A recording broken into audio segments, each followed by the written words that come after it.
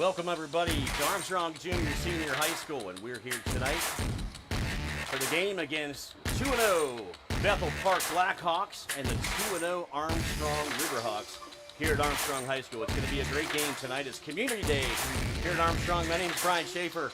I got my partner in crime, Mr. Corey Schaefer, with me. We're back, baby. We're back. So we're here to have a good time tonight. It's starting to cool down, so we're about 7 minutes till game time. And we'll be right back with you in just a moment.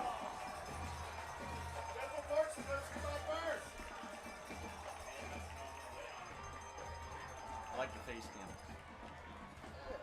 Adds a little to it.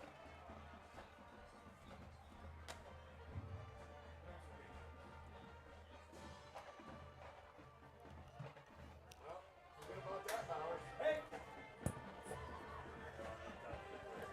We got to say a big thanks tonight for all of the sponsors for High Top Sports Network, and those are Armstrong Indoor Athletics, Birds Foot Golf Course, Body Revolution, John F. Graff Insurance, Olson Chiropractic, Carson Boyer Funeral Home, Sprankles Neighborhood Market, Douglas Insurance, Phoenix Physical Therapy, State Farm, Ryan Bowser State Farm, Steffi's Country Catering, the Richard G. Snyder YMCA, and Schaefer's Heating and Air Conditioning.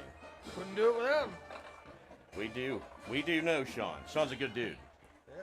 No, we couldn't do it without our sponsors, that's for sure. Absolutely. So, to get started, this broadcast is copyrighted by High Top Sports Network for the private use of our audience. Any use of this broadcast of any pictures, descriptions, or accounts of the game without the express written consent of High Top Sports Network is prohibited. Oh, okay. Tonight's legal disclaimer is brought to you by Steiner Sacco Law, 160 North McCain Street in downtown Katanning, with 50 years of combined experience in wills, trusts, and business law. Call Steiner Sacco Law at 724-543-1469. So we have some special sponsors tonight, Corey. Ah, special sponsors, We do. my favorite. Yes, right. So we'll give you a little taste of the special sponsors Is tonight. one of them me? Our special sponsors are the scoreboard sponsors is. Oh, Sprankles in Katanning. Absolutely. I do most of my shopping there. I do too. Yeah, absolutely. Great to support local Sushi guys. guy loves me. I get it like once a week as well. Yeah. So if you've never been to Sprankles and you haven't got their sushi, it's pretty awesome. So stop there and grab it. $5 Wednesdays. That's right. So our legal read sponsor tonight is Steiner Sacco Law. You want to read the broadcast booth sponsor? Oh, that's Schaefer's HVAC. Yes, sir. Our pregame sponsor for tonight is Olson Chiropractic. We got the halftime scoreboard, RGS YMCA. Postgame sponsor tonight is Steffi's Country Catering. And then the extra point sponsor as well, Sprankles again. They're sponsoring everything. Play of the game, Steffi's Country Catering. And player of the game is Graff Insurance. And we'll announce those towards the end of the game. We can't forget the Red Zone sponsor tonight, which is Ryan Bowser State Farm. How did I miss Ryan? You missed Ryan. That's all right. He's a good buddy He'll forgive of me. ours. So we're about 4 minutes till game time. We're looking forward to broadcasting the game tonight. That's our first game of the season so It far. is. We got a little late start, so forgive us. Right. And any complaints, send them to @HighTopSports, care of, I don't even know what it is. Not Brian Schaefer or Corey Schaefer. It's not my fault. That's right. So we got the Schaefer connection tonight. We're happy to be here. Well, looks like we're getting to it. We're here. getting ready Looks for like they're kickoff. going to coin toss. I can't hear them from here, so I have no idea what's going on.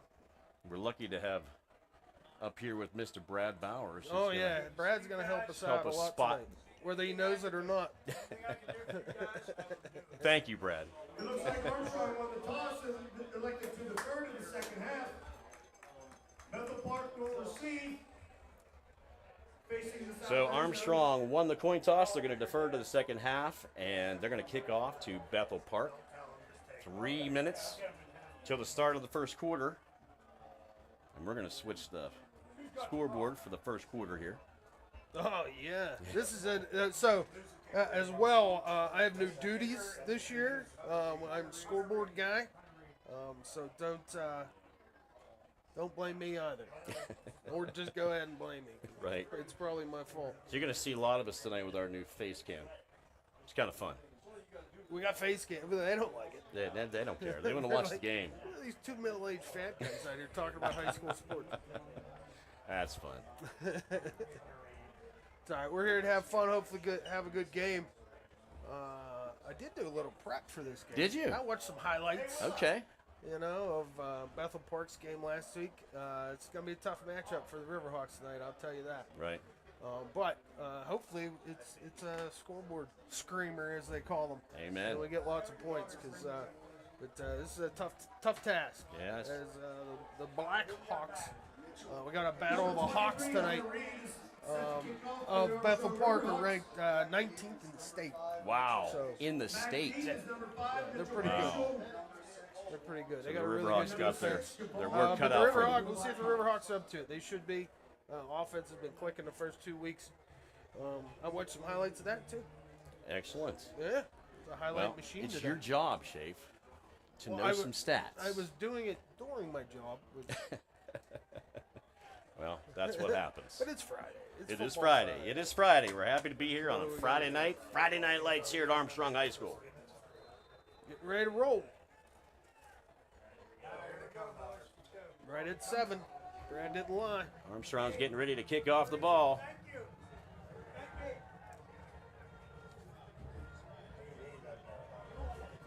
Looks like Hunter Reed lining up. Going to take the kickoff here. I did it already, Brian. I was looking at the wrong roster. Just started, and I'm already looking at the wrong one. And it's changing the formation. Looks like there's some confusion on the field right now for the kickoff. And it might be a delay of game. Start the game. So the kickoff at the 40-yard line. Starting to cool down here a little bit. Not cooling down in the booth yet. I've never seen a 5-yard penalty On a before the kickoff, game started. Right? The clock hasn't even started to run yet. We already got a 5-yard penalty. They called a delay. A little bit of confusion on the field. That's new. Wow, there you go. I've Yeah. never seen that, Brian. Well, so, we saw a lot of new things last year. we did. At West Shamokin High School. We So, did. They moved us up to the big leagues. We're Right. here at 5A now. I don't know what they're thinking. oh, and that was an interesting kick by Hunter.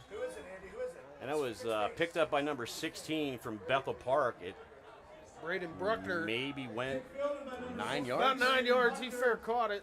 Didn't even go. The 44-yard line of the Riverhawks. Sure what Was the.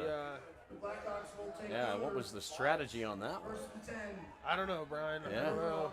44. We need a sideline reporter to get down and ask We do. tough questions that we need answered during the game. Maybe for the next game we'll have Maybe. a remote sideline reporter. That's right.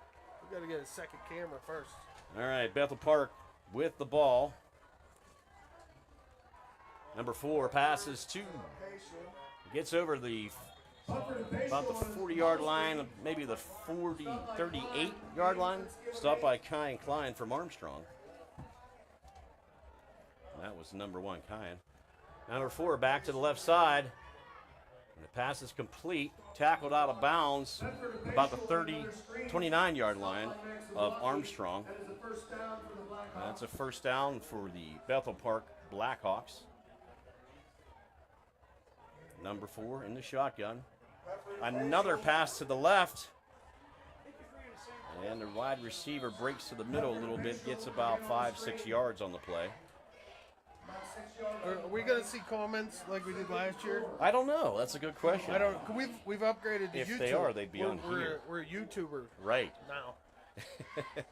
So it's second down and 4 for the Blackhawks on the Armstrong 24-yard line. I'm apologizing for the camera work just before we even. All right, the ball was fumbled. And it looks like Armstrong Riverhawks picked up the fumble. Great play by Armstrong. Riverhawks will take over at first and 10. So Armstrong will take over. It looks like their own 24-yard line. Jacob Bowser with the recovery. I didn't see who jarred it loose, but Wow. the big fella come up with it. He's down there headbutting people on the sideline. He don't have a helmet on. Chill out, dude. Great way to start the game for Armstrong. Absolutely. Yeah. So 11 minutes remaining in the first quarter. In. We got a turnover already. I dig it. Wow. Armstrong takes over at their own 24-yard line.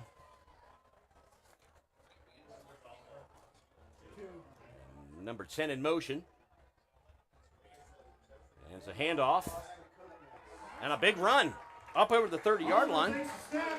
Looks like about maybe a 5 or 6 yard run. Costa Kookness on the run there.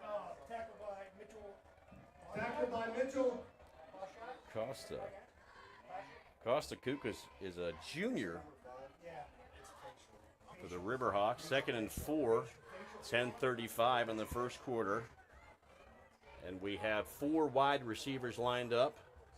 A running back to the right of number 2, Jaden Oliver. And a pass is complete in the backfield, but caught by number 36. So we got a false start. Oh, boy. That's going to back him up 5. Send it back 5, so that erases most of the first game. And first down. That's one thing you don't want to do. You don't want to keep going back. Yeah, it was disappointing as that play looked to be open. He had his blockers out in front of him. So that makes it a 2nd and 9 on Armstrong's own 31-yard line. 10:20 remaining. And it looks like a similar formation. 4 wide receivers set. Now the running back's lined up to the left of Oliver. Number 10 goes in motion again. Another flag. Well, we're 2 minutes in. We've had 3 procedure penalties already and a turnover. And a fumble. Not the way to start the game. 2nd and 14. So that adds 5 more, backing Armstrong up to their own 26-yard line. 2nd and 14 in the first quarter, 9:52 remaining. Number 10 in motion again.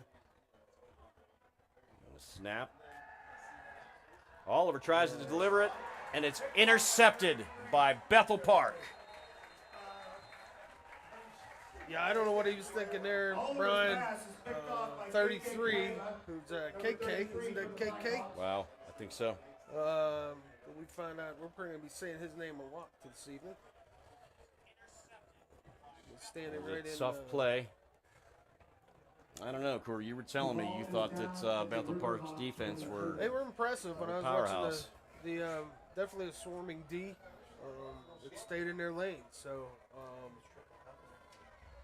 yeah, unfortunate that KK was in Right. Kuwait, I believe is how you So say number his 4, last name. fake handoff, pass is complete,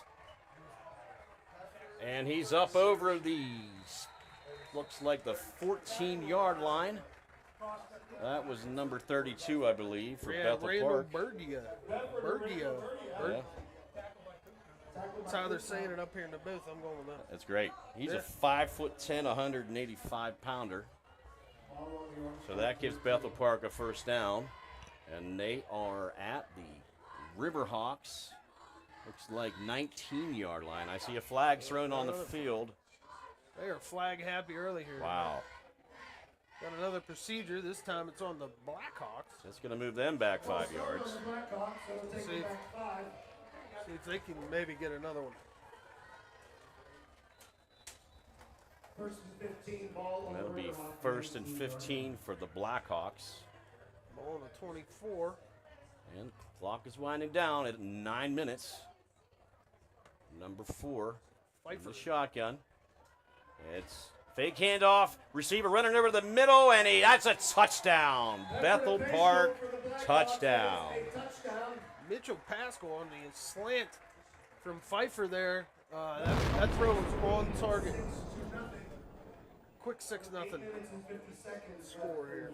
So that brings us to the score of Bethel Park Blackhawks 6, the Armstrong Riverhawks nothing. We're going to line up for the extra We're going point for the extra here. point.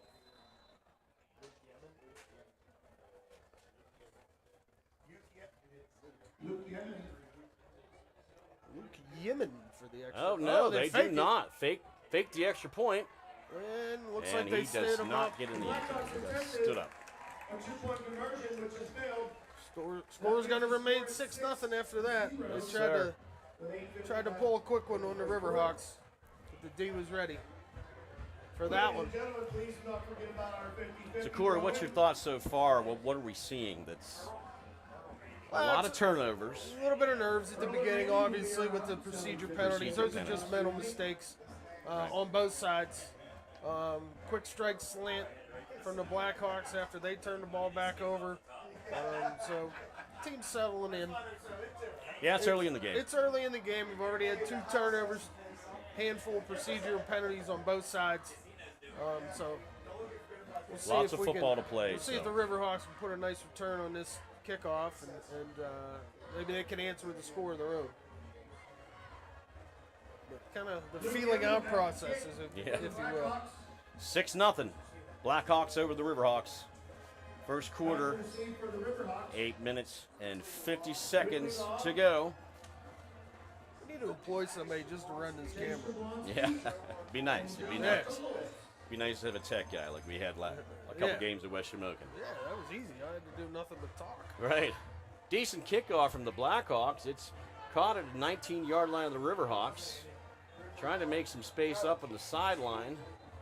And he's brought down at about the 29-yard line. Like the ball come loose at the end there, but the linesman called him down by contact. Down by contact.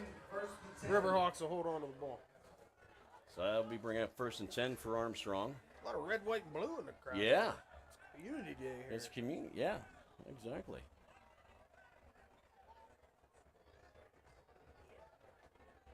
So the ball was spotted at the 30-yard line for Armstrong at their own 30-yard line. I'm sorry, I'm in charge of the scoreboard too. Yeah. 4 wide receivers lined up. Oliver fake handoff. Looks like he's going to take it himself. Breaks a tackle. And he's tackled at about the 38-39-yard line. Got about 3.5, maybe 4. Not too bad. Not a bad run to start the drive. I'd say about 3 yards there. 2nd and 7. Brings up 2nd and 7 for Armstrong. Clock still winding. And they'll be on their own 33-yard line. Same formation, 4 wide receivers. And it looks like he's they got 3 left this time. Yeah. The 3-1. Looks like he got a signal from the sideline there. Here's the snap. Another fake handoff. And an incomplete pass. Looks like it was targeted at Kyan Klein. Yeah, a little high on that pass there. Kyan really had no chance. He was defender was right on his hip. 3rd and 7. That brings up 3rd and 7 for the Riverhawks on their own 33. Exactly 8 minutes remaining in the first quarter.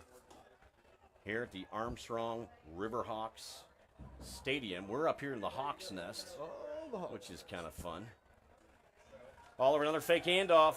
Looking for incomplete pass. Pass was intended for number 5, Quentin Olson. And that's an incomplete pass. And that brings up 4th and 7 for the Riverhawks. Yeah, tried to set up some short passes there. Unfortunately, in both instances, Olson was a little off. One to the right, one to the left there. A little wide of his target. Yep. So we got Hunter Reed back to punt for the Riverhawks. Let's see what HR can do. Decent punt by Hunter. And hits about the 39-yard or the 41-yard line. Rolls to about, let's say the 36. 36. We're calling that 36, yeah, 36. Brian. That's right. 36. You know, I struggled last year, you remember, with some math stuff. I don't remember any of that, Brian. Not at all. You were perfect. Well, you know, sometimes you got to get back into the swing of things. Well, it's going to take us a little bit. This is our first game of the season. This is preseason for us. That's right. As well. Exactly. So we're here to have some fun tonight. That's right. If we see a good football game, that's all we care about. Amen. All right, Bethel Park takes over 1st and 10 on their own 36. Quarterback drops back, scrambling to his right, looking downfield, and he misses. He misses. That was number 6, I think, for Bethel Park. Number 5. I don't know. I was too busy poorly running the camera. Yeah, that was Mitchell Pascal. He's a 5'11", 170-pound senior wide receiver for Bethel Park. 2nd and 10 for Bethel Park. At their own 36. We got 7 minutes, 45 seconds remaining in the first quarter. 6-0 Blackhawks.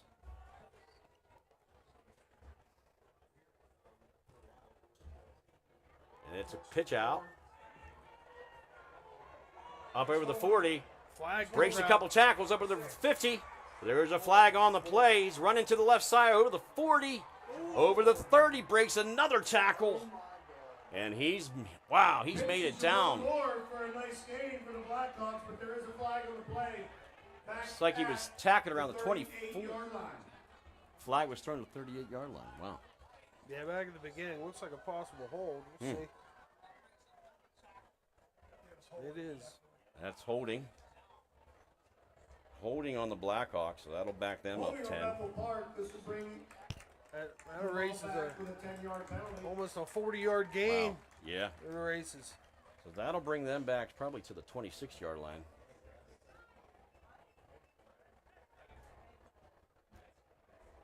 Heck of a run, though, by the running back. Broke probably 4 or 5 tackles on that play. Yeah, that was impressive. Javon Moore, number 6. This brings up 2nd and 20. What's Javon Moore's stats there, Corey? I don't know. No? I don't have no. Oh, we didn't get any stats No, for these unfortunately, guys. I didn't get any stats Right. on Bethel Park. I have some Armstrong stats, but So my right. research was limited to 10 minutes in the morning. Bethel Park Look. starts 2nd and 20 at their own 26. 7 minutes, 27 seconds remaining in the first quarter. 6-0 Blackhawks. And here's the snap. Number 4, another long pass. It's complete to number 10. Down to the 20, to the 10, and into the end zone for a touchdown. Jack Bruckner for a long touchdown. For Jack the Buckner on that Blackhawks. long one. That was a good pass. He outrun the D-back down the left-hand side. Took it to the house. So they erased that 10-yard penalty. Another touchdown. Another for touchdown. Bethel Park. It brings the score Blackhawks 12, Riverhawks 0. So that changes the score to 12-0, the Blackhawks, and see if they're going to line up for the extra point. I just almost lost my phone out the window. Oh, I was trying to work trying the to scoreboard. fix the score. And they're going to go for it. They're going to go for the 2-point conversion, and it's broken up in the end zone. So the 2-point conversion is not successful, so that keeps the score 12-0 Blackhawks. 0 for 2 on the 2-pointers so far. It's positive for the Riverhawks.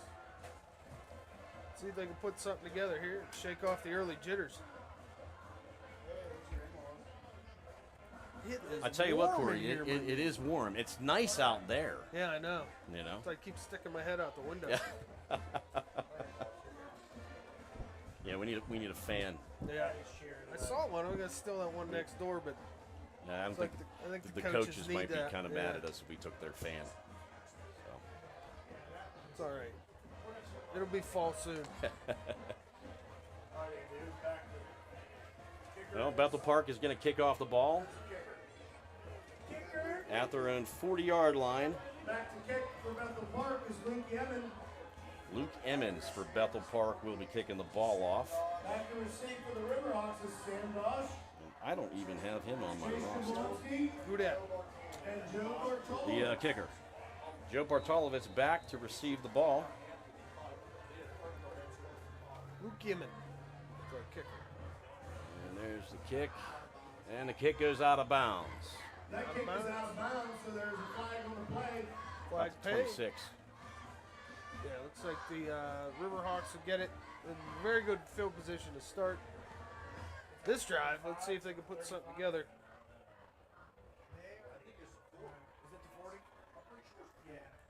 And 7 minutes remaining, 7 minutes, 17 seconds. First quarter. The Riverhawks will get the ball at the It's like their 40-yard line. 35. Oh, 35. Okay. 35. Ball will I be see. placed on the 35-yard There we line go. of the Now there's a Riverhawks, switch on the scoreboard. where they will start 1st and 10. First and 10 for the Riverhawks on their own 35-yard line, still in the first quarter. 4 wide receivers. And a handoff doesn't get anything. And a flag And another flag. as well. There is a flag. We are flag happy tonight out the gate, let me tell you.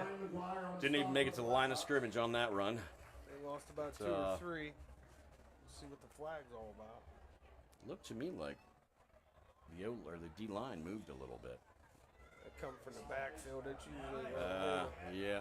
I don't know. They pointed to Bethel Park. Oh, looks like a face mask. Face mask. So they got to take advantage of these penalties. Started at the 35. You get 15 right away. You're at midfield. Yeah, that's great. This is their best field position of the game so far. It is. They're only down 2 scores, so it's time to put a drive together. Still early. Anything can happen here. I do not think the clock has moved in like 2 minutes, it feels like. Yeah, it started out quick. Right. And Oliver keeps the ball himself.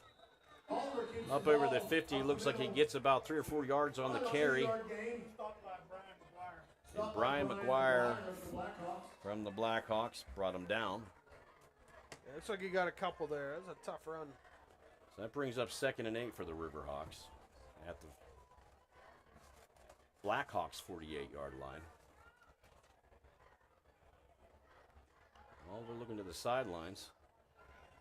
Looks like they might be changing the play call here. 6 minutes, 35 seconds remaining in the first quarter. Here's the snap. Oliver looking downfield. He was hit as he was trying to deliver the pass, and it didn't get there. Hit on the play by number 43, Clancy Ori. That was an incomplete pass. 3rd and 8. Hit the Blackhawk 48. The Blackhawks playing good defense so far, at least on this drive. Yeah, 3rd and 8 here. We need our best 8-yard play. Trying to get something offensive rolling here.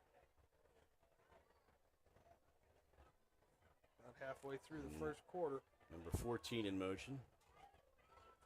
Oliver looking, scrambling to his left, and he gets sacked at the 45-yard line. Yes, he did. Looks like he was brought down Christian by Davis, number 23, came in there and wasn't going to let him go. Some indecision on the quarterbacks. He was in the pocket, and all of a sudden the pocket wasn't there anymore. Collapsed in right on him. So that brings up 4th and 14 for the Riverhawks. Hunter Reed looks like he's back for the punt. Hunter's getting a workout. Yeah, he is.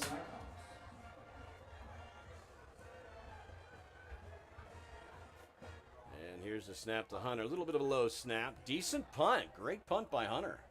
And it's taken a real good bounce for the Riverhawks. And it's touched the 10-yard line. Very nice, very nice. And guess what, Brian? There's another flag on the play. Ball is down by number 17, Well, Theo Beck. been a lot of flags so far in this game.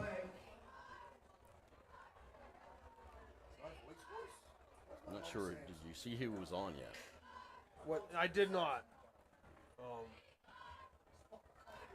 Referees are, I just looked up and saw yellow. yeah, having a little conference almost at midfield at the 45-yard line. Was it after the kick?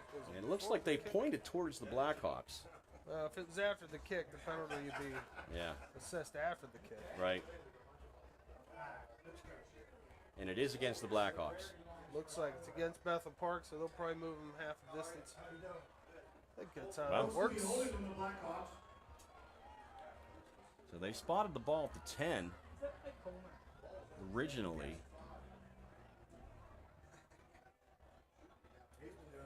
And see where they're going to leave the ball. Yeah, they're going to go half the distance. They're going to put it at the 5-yard line. Great opportunity for the Riverhawks to try to punch it in here. We're on deep, bro. It's early, but we're on defense. Yes, sir. Ball will be placed at the Blackhawk 5-yard line, where they will start 1st and 10. Oh, that's right. It's our first game. It's our first game, buddy. All right. I wish it was the other way around. Yeah. You know, hometown fellas here. So we're supposed to be impartial. That's right. Probably not going to happen. Yeah. All right, so the Blackhawks are backed up to their own 5-yard line. Number 32 in motion. Pitch to Moore. Moore breaks a few tackles. Pepper pitches to Moore. A positive run. Stopped by Jacob Bowser. Jacob Bowser for Armstrong brings him down. Up to the 19-yard line.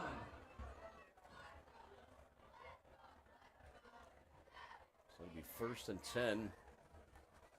Yeah, it was a nice run from his own 5-yard line there to get Absolutely. 14. 5 minutes remaining in the first quarter. Fortunately, number 6 Moore seems to be very difficult to tackle. Yeah. 12-0 Blackhawks. Hand off to Moore. And Moore gets a handoff again. And doesn't get much of anything. Tackled in the backfield. He's stuffed in the backfield. A little bit of gang tackling there by the Riverhawks. By Jacob Bowser. Jacob Bowser initially Once on the again. tackle. He's all over the field. And then all his buddies came and Shut him down. he held Moore up there to bring him down to the ground.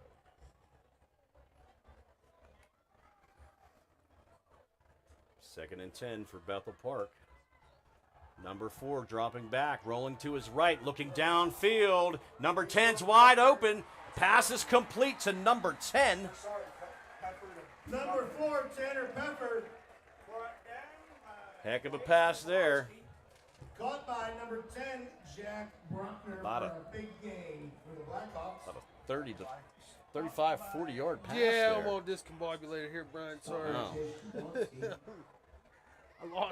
I lost my lineups. I was trying to work this. I got this kid. He needs to quit throwing these deep bombs. Right. It's messing me up. All right. Another handoff to Moore, and he's tackled just before another flag on the play. There we go. Wow. Looks like Jacob Bowser stopped Bowser again. the ball carrier. They spotted the ball at the 40 at the Armstrong 40-yard line. Like they're picking the flag Picking up. it up. The flag has been picked up. So there no Never understood that. Why No. why throw it in the first place? exactly. Like, I threw this flag. It's a good question, my man. You had to throw it for some reason. Right.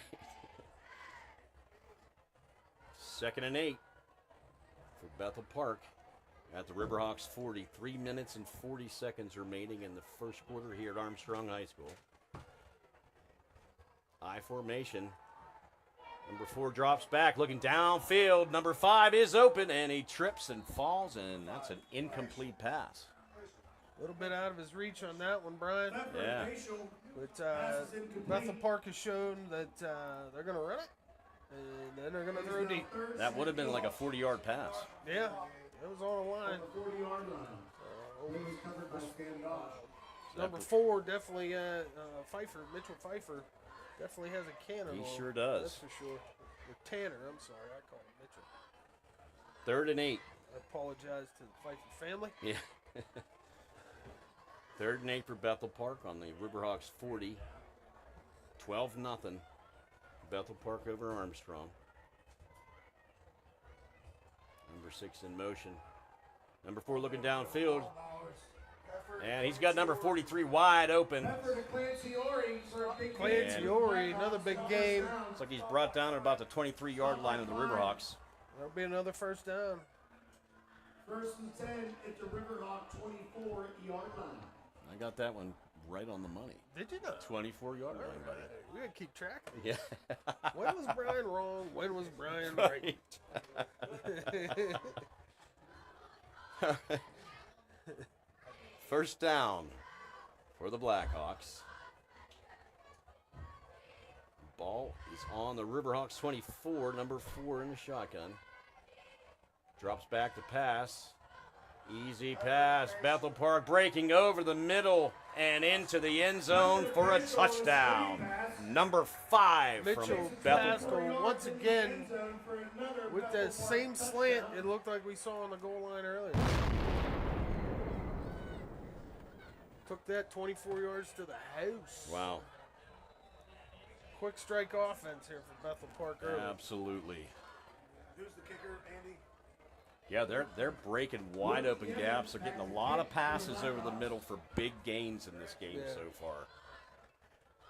Definitely obvious that's our game plan. Right.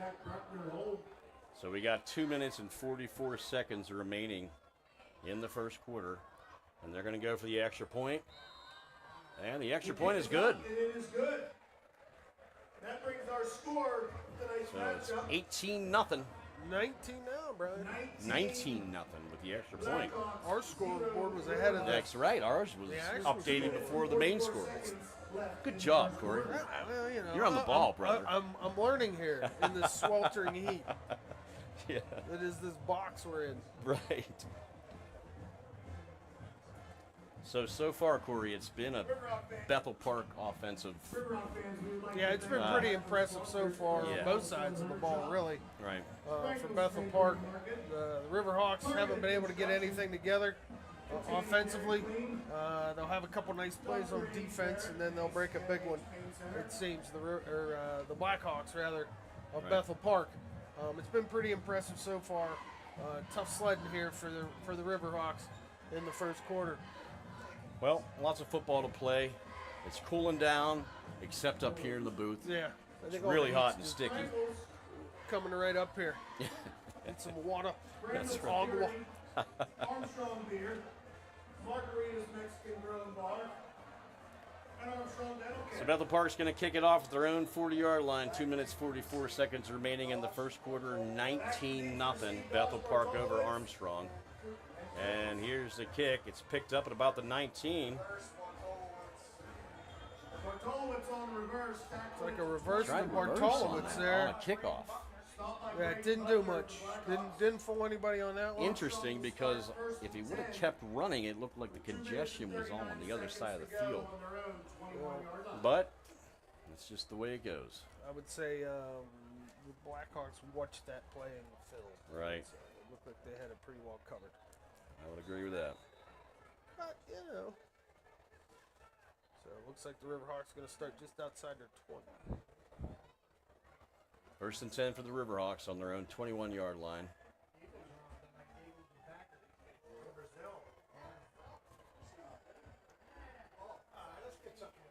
Jaden Oliver in the shotgun. And it's a handoff. Oliver out of the shotgun, hands off to Kuknis for a short That's to gain. Costa Kuknis. So I got 2 or 3 there. Around 24-yard line. Hey, positive gain, positive gain. Well, maybe not. Yeah, he got about 3 Did he- yards. Got 3 yards on that Be one? about 2nd and 7. See if I'm good. You should be a spotter, Corey. 2nd and 7 for the Riverhawks. Maybe at their because my You got too many my duties video tonight. skills are not not on par here. Right. Almost 2 minutes remaining in the first quarter. 2nd and 7 on the 24-yard line. 19-0. Bethel Park over Armstrong. Oliver drops back. Pass is complete. And he's tackled about the 35-yard line. Our Kuknis on the screen there takes it for about 10 yards, gets him a first down. It's a great positive gain. It's been the best offensive play we've seen so far out of the Absolutely. Riverhawks. Maybe they ought to get him. Yeah, Oliver threw that pass under moving. duress and kind of threaded the needle in the middle of the field there. First and 10 for the Riverhawks on their own 33. See what we can do with a new set of downs. Ball's placed on the left side hash.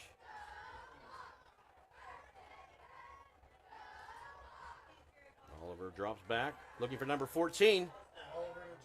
Yeah, it's a Chase Jablonski. Doesn't get much on that. Only got about Maybe a yard. a yard. Danielson on the stop there for the Blackhawks. Getting close to 1 minute in the first quarter remaining. Second down and 9 for the Riverhawks at their own 34-yard line.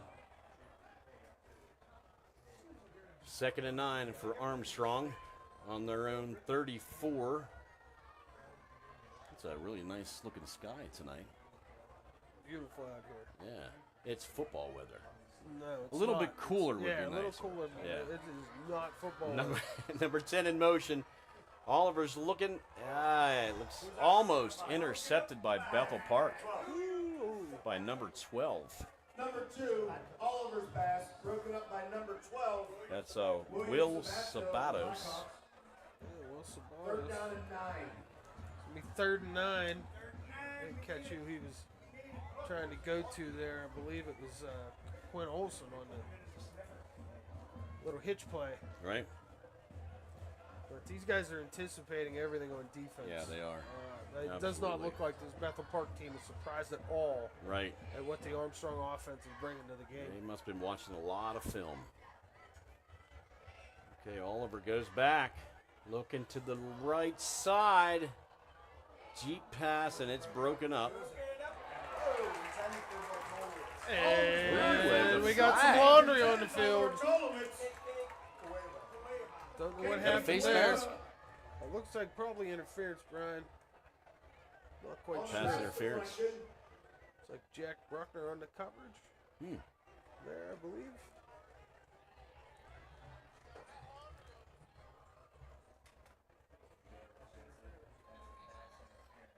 That is a defensive pass interference on It is. the Blackhawks. It That is a 15-yard pass interference penalty. on the Blackhawks. That is the first down for your Armstrong Riverhawks. Well, you heard it here second, folks. That's right. 15 yards on that one. Brings it to about 49. midfield. I think he's 2 yards off on the spot. But they're the refs. So Armstrong gets the ball at their own 49-yard line. 34 seconds remaining in the first quarter. 19-0 Blackhawks. Oliver hands off. Looks like he's stuffed for no gain. Kukas again on the carry. Gets another tough yard, but that's it. That's it. The Blackhawks shut it down in the middle. They got some big fellas, man in the middle down there. No, they did give him a yard. Yep. Yeah, got about a yard. That's about it. Denzel Myers on the tackle. Big fella, number 75. So they did spot the ball at the 50-yard line. Well, that'll do it for the first quarter. That's for sure. And we'll be right back with a message from one of our sponsors. Hi everyone. Hi everybody. Hi everybody. Hi everyone. Hi everyone. Hi everyone. Hi everyone. Hey everyone. Hey everyone. Hi everyone. Hi everyone. We're here tonight at the Richard G. Snyder YMCA. Steve-O. Guys, that's right. It's $5 Sushi Wednesday. Produce sale. Bananas. 45 cents a pound. Pork turkeys. You know why we're doing pork turkeys? We're doing a fundraiser. The meat keeps on rolling. The hair is sprankled. You know what day it is today. It is Sushi Wednesday. $5 sushi rolls today. We're getting inspired. Come on and help me. Hashtag Save Meat. And we're pumped up because we are less than 24 hours away from Camp Out for Community tomorrow. Like and share, like and share. So like and share, like and share. Help spread the word. Just make sure you like and share. We can't do what we do without you. Come and see us. We can't do what we do without you. Come and see us. We can't do what we do without you. Come and see us. Can't do what we do without you. Come and see us. Bye. And we're back. Jaden Oliver back to pass. Looking downfield. Just out of the hands of the receiver. That was intended for Joe Bartolomez. Oliver's pass is intended for Bartolomez. And guess what, Brian? Wow. Another flag? We got another flag on the play. Another While they flag. discuss what that flag's about, let's talk Right. about Birds Foot Golf All right, Club. let's do it. Let's do it. Birds Foot Golf Club is a challenging course featuring 18 distinct holes, including 4 of the area's toughest par 3s, and is nestled amongst the rolling hills of Lake Buffalo Creek. Downfield on the Riverhawks. Lake a man downfield on the Hawks Wow. as we go there. Valley, located at 225 Furnace Ray Road in Freeport, close to 28 and just 40 minutes north of downtown Pittsburgh. Bird's Foot is a charming gem that scores with a friendly staff and fun golf that will test all skill levels. Registration is now open for the Big Cup tournament. So go sign up your team today at birdsfoot.com. Go check them out. Go golf down there. Yeah, I golf there Yeah. every Thursday. Absolutely. Some Wednesdays. My son Maddox likes to golf down there a lot. Yeah. It's become my home course. I need to get better at golf. That's all I got to say. You and me both. Oliver drops back to pass, scrambling to his right, and the defender's grabbing onto him, breaks the tackle, and he throws it out of bounds. Oliver back to pass, gets rid of Well, it. very, very good decision to get rid of that. Yeah, He was going to lose 4 or 5 yards on that.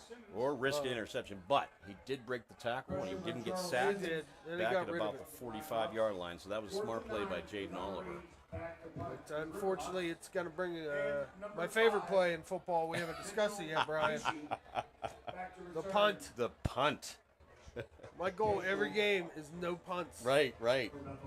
We have yet to do a game without any punts. Right. It's always been an issue, That's right. you know? And that's just the way it goes. Be nice to not have to punt. And here's the punt. Actually, a really good punt by the Riverhawks. Yeah, after you fumbled the snap a Right. little bit there, it's a heck of a recovery. Out of bounds at about the 13, 14 So the ball went out of bounds around the 13 or 14-yard line. first and 10. Bethel Park will take over 1st and 10. 41 left in the half. And we're in the second quarter right now. Oh, that was my fault too. Sorry. 19-0 Bethel Park There we go. Blackhawks. There we go. There you go. Got it all fixed Scoreboard up. is now correct. 11:41. Go to quarter 2. I'm just happy to be hanging out with Brad Bowers You tonight. know it. Brad, you know, you can come over and get on the face cam at some point Yes. tonight. Okay. Right. And the ball carrier for Bethel Park. He's tackled at about their own 25-yard line. That was And that's a Moore first again. down. Right up the gut. Javon Moore got about 11 yards there for a first down. Brought down by Sam Dosh, I hear. Oh, was it? Yeah. On the score sheet with a tackle. Yeah. Bethel Park at their own 25, 1st and 10. 11:22 left in the half. And a handoff to Moore again. He's over the 40. He's over the 50, headed towards midfield, makes a cut. Down to the 30, down to the 20, makes another cut. And he's brought down at about the 7-yard line. A heck of a run by Moore. To say Mr. Moore is a handful is an understatement. Wow. He carried half of the team. I'm pretty sure half of the defenders at least got a hand on him as he rumbled. That boy's got some speed and just breaking tackles like crazy. Whew. They're not wasting any time lining up. Not one bit. 3 wide receivers lined up. Interception by Armstrong. Pass picked up. Joe Bartolowitz picked off the pass. Wow, that erases a massive gain by Bethel Park. It did. Little spot of sunshine on what has been a pretty dreary first half for the Yeah. Riverhawks. He saw that. We've seen that play before. And it was obvious that the Riverhawks have too. Wow. And he jumped that route, and it was a clean interception. Nice little 15-yard return there to set them up outside of their 20. Excellent play. Excellent. But That was fantastic by Bartolowitz. yeah, it absolutely was. I tell you, the defenses, they're still at it, man. Lots of football to play. That's why it's a So the 22-man sport. Yeah, that's right. A little And dig, Oliver keeps it, and he's looks like tackled down to 15. Looked like a broken play right there. Yeah, sure did. Oliver A bit of wasn't sure miscommunication. what to do. Clancy Oring with the tackle. Number 43 for Blackhawks. They set up a loss of 5 on that Yeah. one. So that'll be 2nd and 15 for Armstrong. 10 minutes and 25 seconds remaining in the half. Still 19-0 Bethel Park.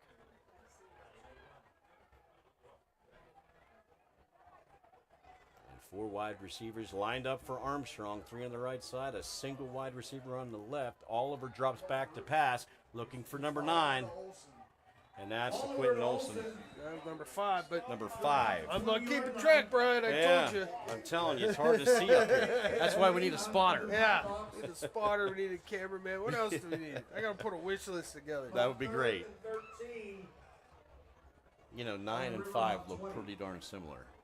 Sure. From where we're at. Yeah, maybe. And a 49-year-old eyes. You got a couple years on me. I can still see the far. I can't see up close here. Right. I can't tell.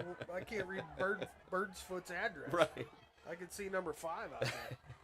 3rd and 13 for Armstrong. Yeah, my. Incomplete pass. And there is a flag thrown on the play. Sir, another flag Looked down. like Looks it'd be a personal foul. Could be roughing the passer on that one. He got up into the face mask Yes, of the he quarterback did. there. It looked like a pretty obvious 15-yarder.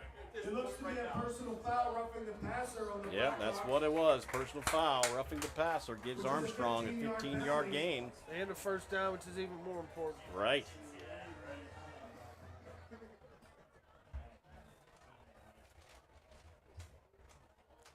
Giving Armstrong some hope on this drive. They're not giving up by any means. On the 3rd and, what was that, 3rd and 12-ish? Yeah. And the result of the play is an Armstrong Riverhawk first down.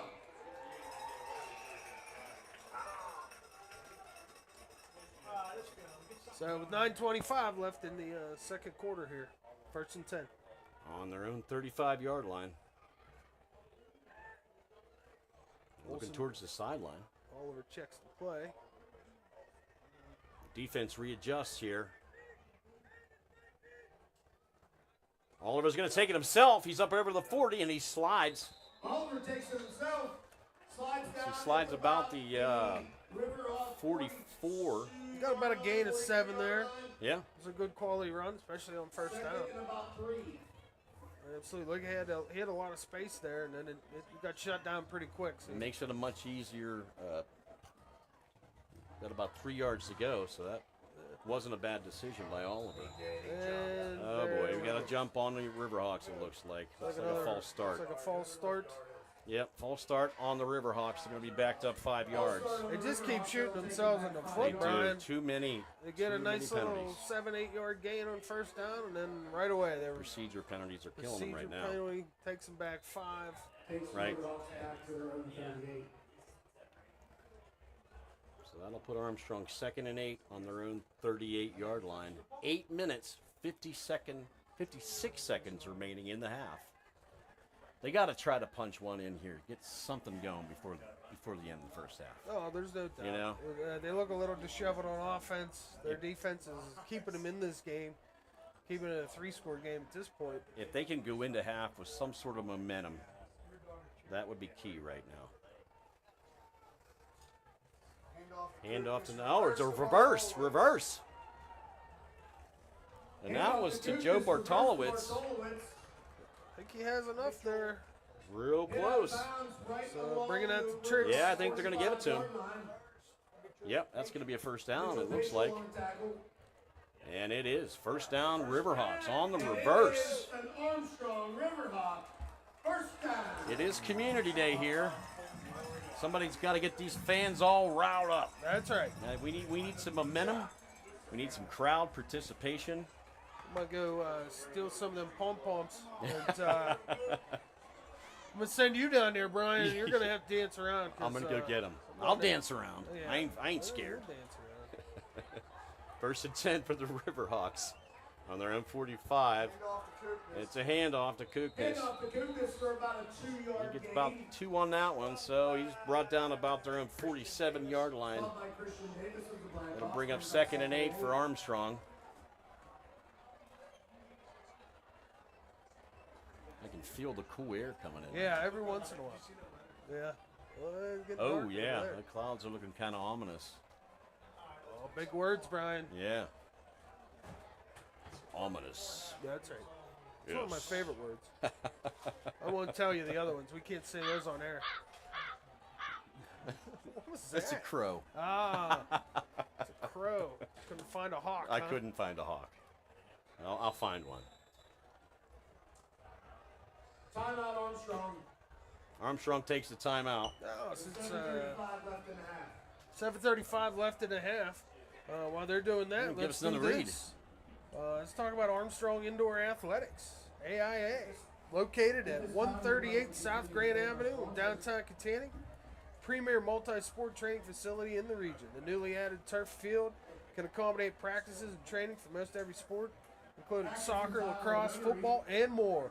Of course, AIA is a well-established leader in baseball and softball training, and their state-of-the-art facility offers everything you need to help your young athlete take the next step towards success. Be sure to visit Armstrong Indoor Athletics online at aia.team or call them at 724-599-9761 for more information today. Check them out down at AIA. Go see Uncle Keith.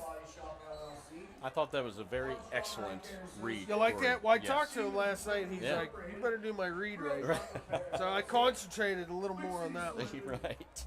Got to keep the family happy. There you go. We could not be here tonight if it was not for our sponsors. So on the screen right now, you see all the sponsors that make this game happen, make High Top Sports happen. So we're very thankful for all of the sponsors here at High Top Sports. To bring it to you free. For free. That's right. I don't want to hear any complaints. It's free. 2nd and 8 for the Riverhawks on their own 47-yard line. And here's a pass. It's a long one. It's a little bit too far. I think that was intended for Chase Jablonski, number 14. Chase is a senior. And Chase is also a great baseball player. I had the pleasure of coaching Chase quite a few years in baseball over the years. So, good athlete. yes, he is. Multi-sport athlete. That's the way they all should be. Amen. That's me. Amen. But nobody asked me. Corey, I'm going to ask you. No, don't. I won't answer. 7 minutes, 30 seconds remaining in the half. 3rd and 8 for Armstrong. Oliver drops back. And the pass is complete, but he's immediately brought down. That was to Kai Klein. I think he's tackled it around the 48-yard line. They tried to Riverhawks set up 48. another screen there, Brian, which has been their most successful play tonight offensively. Unfortunately, this time around, the Blackhawks said, we saw that before. Yeah, absolutely. We're going to shut that down. So, going to force them to punt here. Hopefully the D can hold them. With 7:03, just under 7 minutes now remaining in the second quarter. 4th down for the Riverhawks. Hunter Reed back to punt. 4th and 7. Another nice punt by Hunter Reed. Great punt. And it's caught. Breaks the tackle. And he's running down the sideline. He's only got 1 or 2 guys to beat. Oh, my. And he's going to go to the house. That's going to be another Bethel Park touchdown off the punt return. Mitchell Pascal again. Wow. Number 5. About a 90-yard return there. There it is. Touchdown Blackhawks. Touchdown explosion. Wow. That was definitely a dagger. Bethel Park is Felt like it anyway. clicking on all cylinders right now. How you doing, Coach? Good to see you. Who's back to kick, Andy? Are they going for 2? And they're going to go for 2. Bethel Park looks to be going for a 2-point conversion.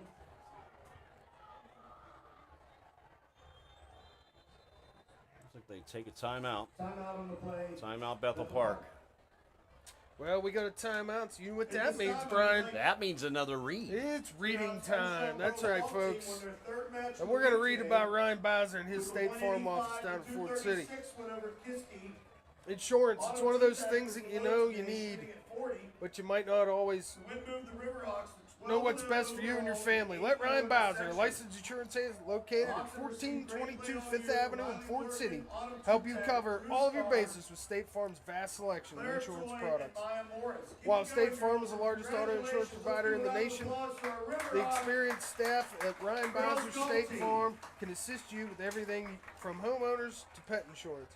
Ryan Bowser State Farm also offers banking services, and they can help you insure your personal valuables, which may not be covered under your homeowners or renter's policy. Call Ryan Bowser State Farm at 724-763-9331 or visit him online at www.ryanbowsersf.com. for a free quote today. There Call you Ryan. go. There you go. Known Ryan a long time. Ryan will help you out. Dennison takes the 2-point conversion. My reading Successful 2-point conversion in for the overlapped into the two-point conversion there, which was successful by the Blackhawks. So Bethel Park did complete the 2-point conversion. That takes the score to 27-0. 27-0 here. 6:26 left in the quarter. 4, 5, 6. In the half. Let's see if the Riverhawks can get something going. Let's also continue to thank our bronze sponsors, Armstrong Stand. County Building Association, Toy Pipeline Contractors, ACMH Hospital, Brannigan's Incorporated, Wrong side. and Delatinas. Right. Sorry, I'm an Apple guy, Brian. Yeah, I know. You bring these Microsoft toys in here. I don't know what to do with them. Right. We got all kinds of cool toys Yeah. up here tonight. Wow. Yeah. We've got We tablets. got too and much stuff here. external monitors and multiple Gonna cameras. limit this. Add a couple people. Yeah, we need a whole production crew at this point. Okay, 6 minutes, 27 seconds remaining in the first half. 27-0. Bethel Park Blackhawks over the Armstrong Riverhawks here on Community Day. Short kickoff, and it goes out of bounds. Kick again goes out of bounds. The ball will be placed on the Not a great 35, kickoff. that's a penalty. Was it? Another one out of bounds. Been the benefit, but unfortunately the Riverhawks haven't been able to take advantage They've been sputtering, of any of the mistakes that the Bethel Park Blackhawks have made, right? whether it be procedural. Armstrong has had a couple decent plays on defense, but this offense can't seem to get anything going right now.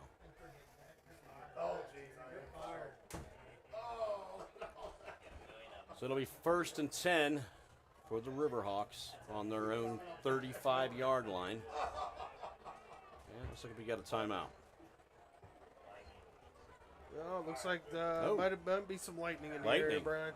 Okay. Looks like it's getting pretty dark out Yeah, there, it does. so we'll be taking a break. Ladies and gentlemen, due to weather in the area, Well, yeah, so due to weather, the game is currently under delay.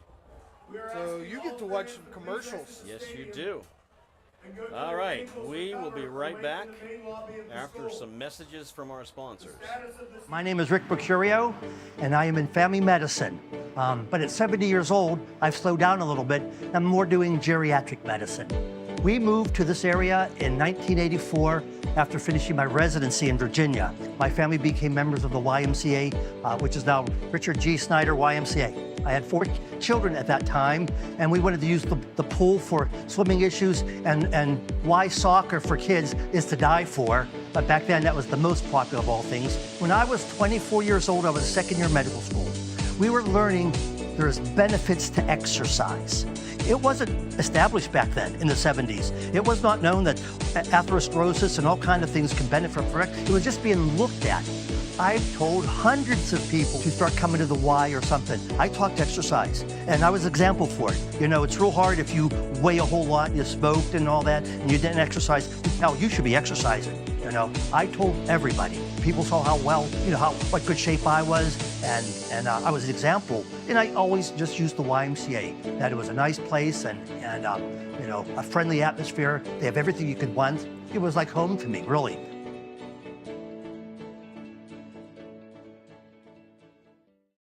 Armstrong Indoor Athletics, located at 132 South Grand Street Avenue in downtown Katanning, offers a state-of-the-art training facility and top-tier instruction by experienced coaches to help turn your youngster into the best baseball or softball player they can be.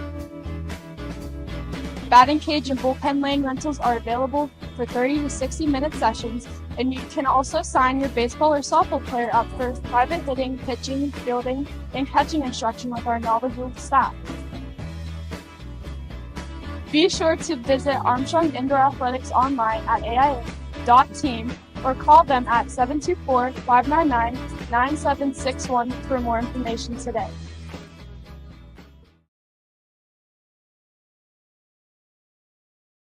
Life doesn't slow down when the everyday aches and pains have you sidelined. So get back on the field sooner with the care of Olson Chiropractic. Dr. Ryan Olson and his staff treat a variety of conditions for patients of all ages. Don't jeopardize your quality of life and the moments along the way. Let Olson Chiropractic help you find the healthier, younger you. call Olson Chiropractic at 724-548-1040 to schedule a consultation or see a full list of services online at olson-chiro.com.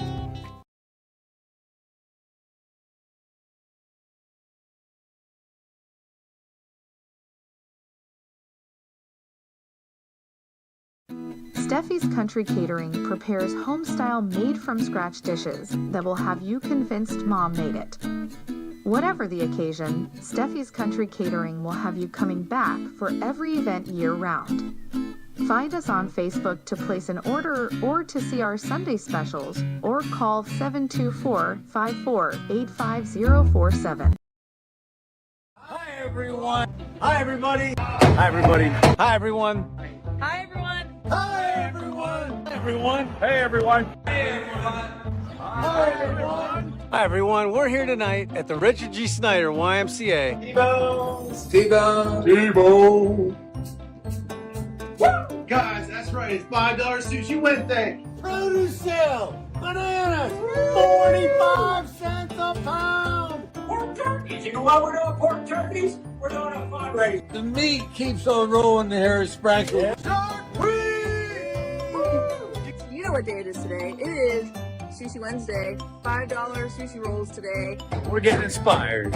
Come on and help me hashtag save on meat. And we're pumped up because we are less than 24 hours away from Camp Out for Community tomorrow. Like and share, like and share. So like and share, like and share. Help spread the word. Make sure you like and share. We can't do what we do without you. Come and see us. We can't do what we do without you. Come and see us. We can't do what we do without you. Come and see us. Can't do what we do without you. Come and see us. Bye.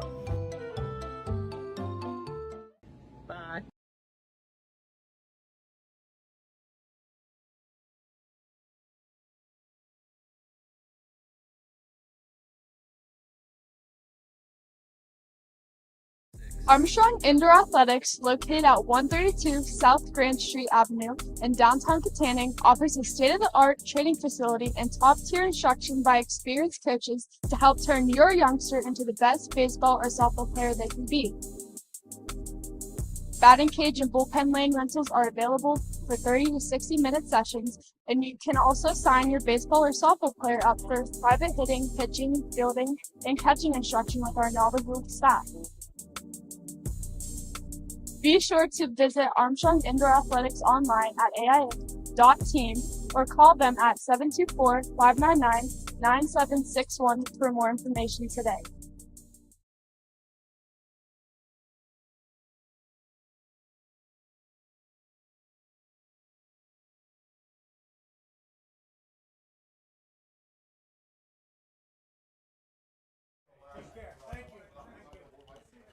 We'll be right back with you while we're waiting on the rain delay. Not a rain delay, a weather delay. We're gonna put some, I believe, some highlight videos up. So we're still waiting on the delay to be over, and once the delay is over, we'll be back with our regular scheduled broadcast.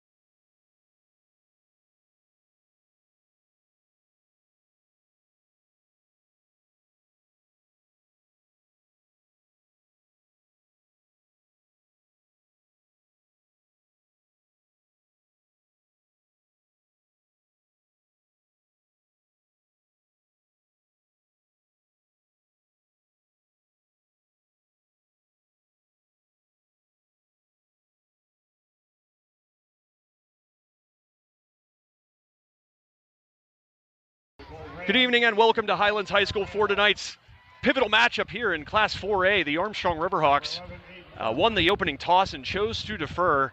My name is Joe Rhodes. Joining me here shortly will be Ryan Sprankle for this crucial matchup, a de facto playoff game between the Golden Rams, who are the hosts tonight in the camouflage uniforms, and the Armstrong Riverhawks in the away whites.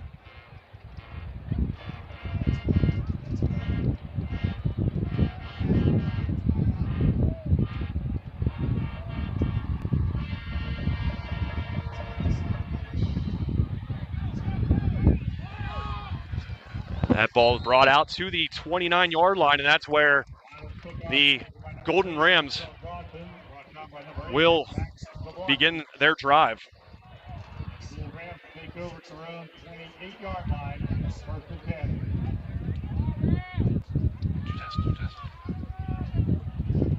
Hey, on that kickoff, looked like there was a little confusion.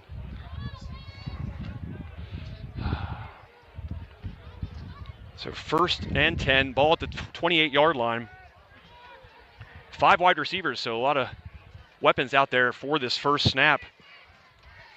Back at the quarterback, as the case has been for several years now, number 12, that was Timmons. Pitches it outside and hit immediately on the outside. That Armstrong defense collapsing quickly for a loss of 2 yards.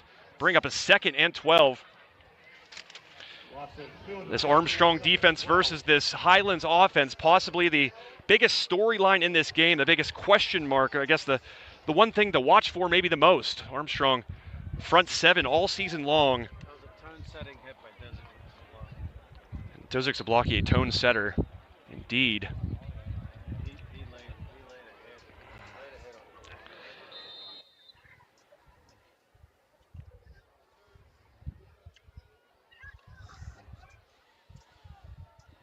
Second and 12. Be 5 wide receivers again for the Golden Rams. Pinned back at their 26-yard line after the loss on the last play. Man in motion. He will get the handoff on the end around. He's going to try to break it outside, and he will get out to about the 34-yard line, let's say.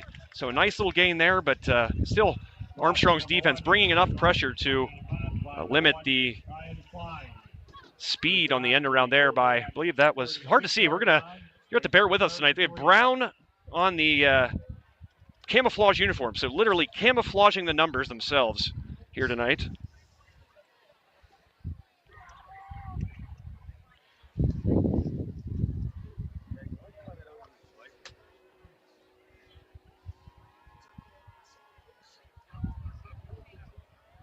So a third down, a crucial third down. Can Armstrong really set the tone here? It's going to be a keeper, but wrapped up immediately by a pair of Riverhawks.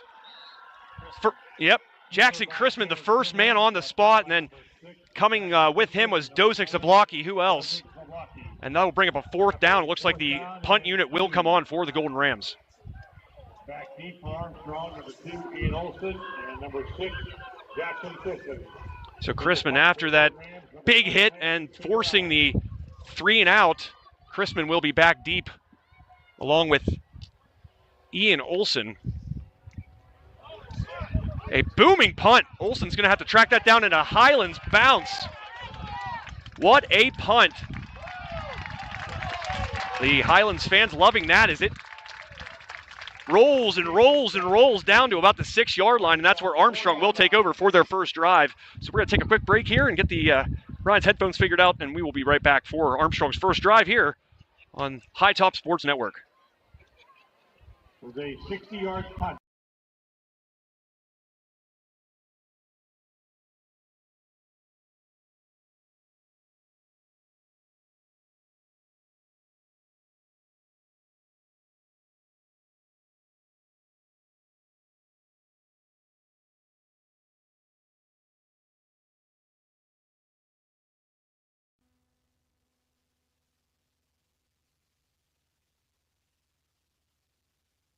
A nice little gain there for the Riverhawks on their first tote of the game. That was the general, Alex Patton, out to the 31. Armstrong back quickly. We know they like to work quickly, but especially on that particular snap, Olson's going to go deep.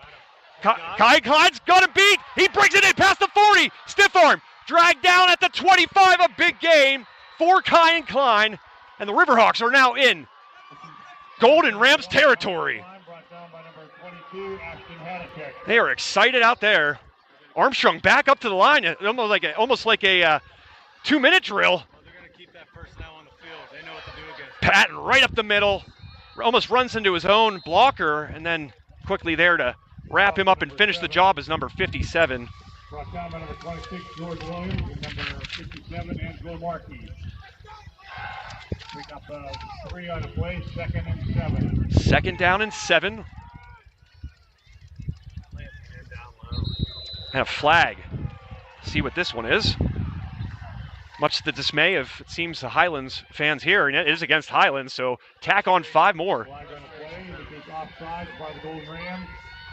It is down to the Golden Rams 17-yard line. So now Armstrong will be at the 17-yard line. It didn't move the sticks, just about a yard short, so we'll see if it's a carry by Patton. It is indeed, and he's going to be stopped behind the line of scrimmage. They sniffed that out quickly, did these home Rams, so it'll bring up, it'll be a 3rd down, and well, it was say 3rd and 3 here as we hit the 10-minute mark. A lot of fireworks here early. I guess the Kai and Klein play made it feel that way, but feels like a lot happened in just 2 minutes.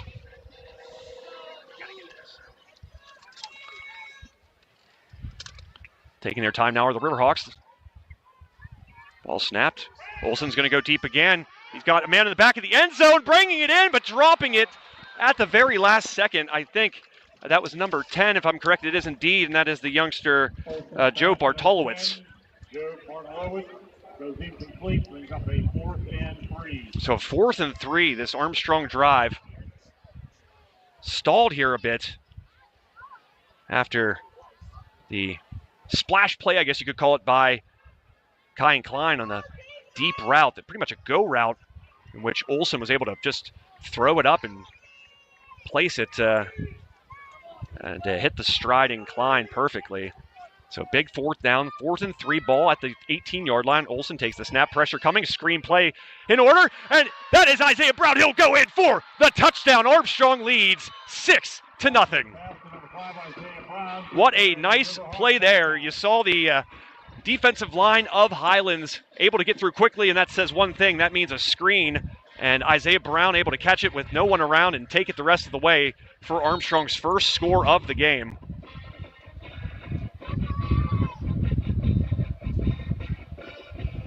So the away team will reach the scoreboard first. Hunter Reed on to tack on the extra point.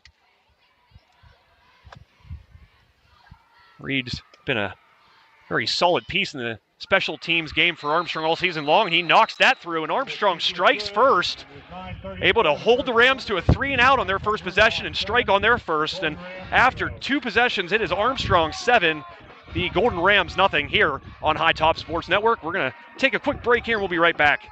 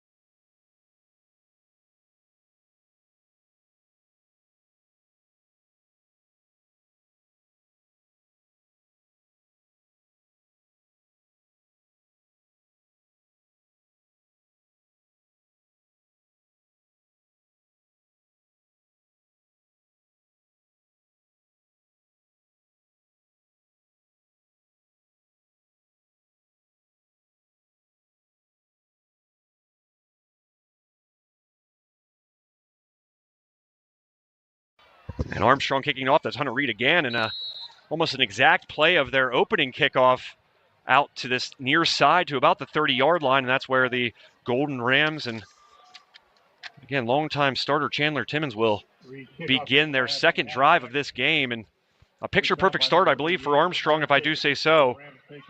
The Riverhawks able to hold the Rams, if you missed it, to a 3-and-out on the first possession, and then on the ensuing drive, hit on a big play, and Ryan Sprankle was right next to me. We're going to get his microphone going here shortly. He even said that big hit on Armstrong's first defensive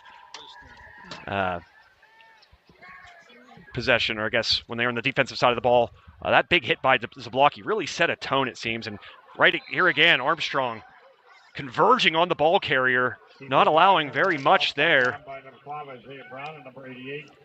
Look like it was Connor Jacobs and then Isaiah Brown there to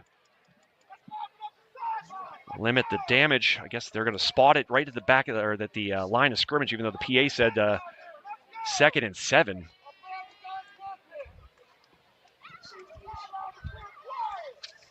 Highland fan base, it seems, already getting kind of restless. That's what happens when you're 8-0. Again, this is like a de facto playoff game and a de facto section championship game in a way. Still both teams with a game to play next week, but Wildcat, the man now in motion. That's a flag thrown, and it's thrown sort of on the side of Highlands, but Highlands adamant that Armstrong players were jumped first and encroached their side of the ball. We'll see what the guys in stripes say. So it is going to be offsides against Armstrong. Bring up a 2nd and 5.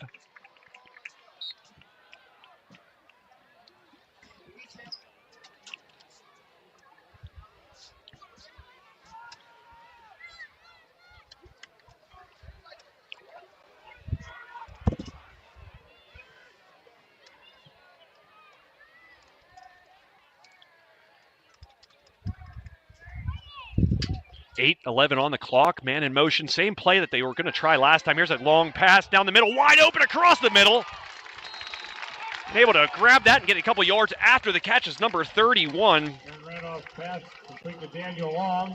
That was Dan Long.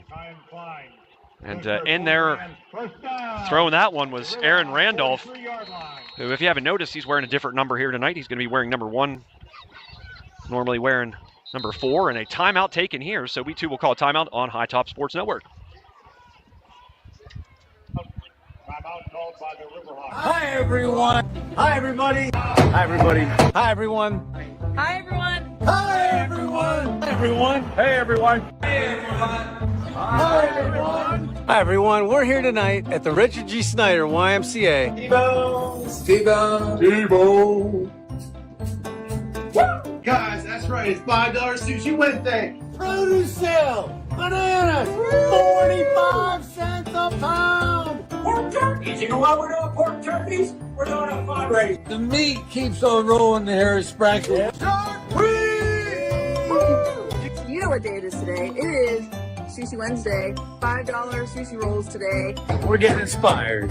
Come on and help me #SaveOnMeat. And we're pumped up because we are less than 24 hours away from Camp Out for Community tomorrow. Like and share, like and share. So like and share, like and share. Help spread the word. Make sure you like and share. We can't do what we do without you. Come and see us. We can't do what we do without you. Come and see us. We can't do what we do without you. Come and see us.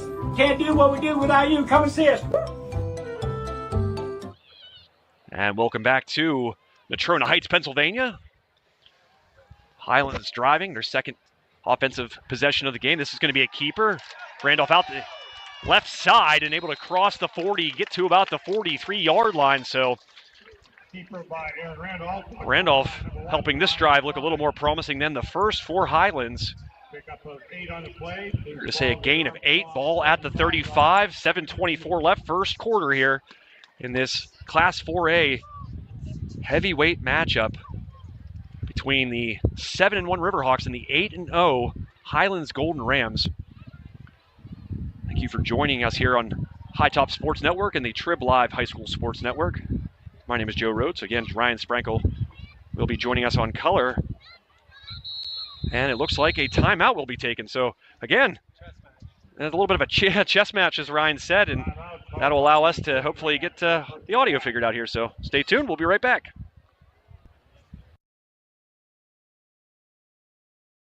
Life doesn't slow down when the everyday aches and pains have you sidelined. So get back on the field sooner with the care of Olson Chiropractic. Dr. Ryan Olson and his staff treat a variety of conditions for patients of all ages.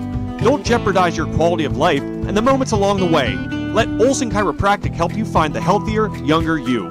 Call Olson Chiropractic at 724-548-1040 to schedule a consultation or see a full list of services online at olson-chiro.com. The all-new GMC Acadia Denali goes big on every detail. Live your biggest life in the all-new GMC Acadia Denali.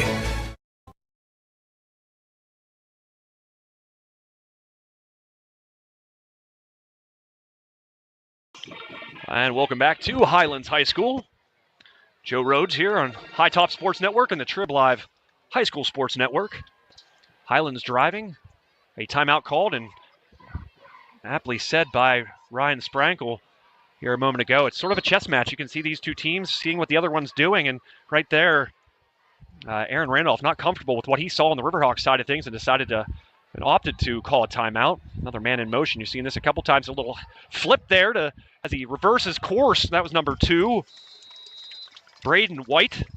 Another nice little gain there by Highlands, and it seems like they are starting to find their rhythm. Certainly contrasting styles. You got Armstrong, who likes to really air it out and not afraid to do so, with Kane Olson under center, and this team with a bevy of good ball carriers, not afraid to slow it down and run the football and kind of play a little more methodically than you see from Armstrong, who, as you saw on that first drive, able to really move it down the field, and a part of that was because of their ability to air it out and move quickly as a result.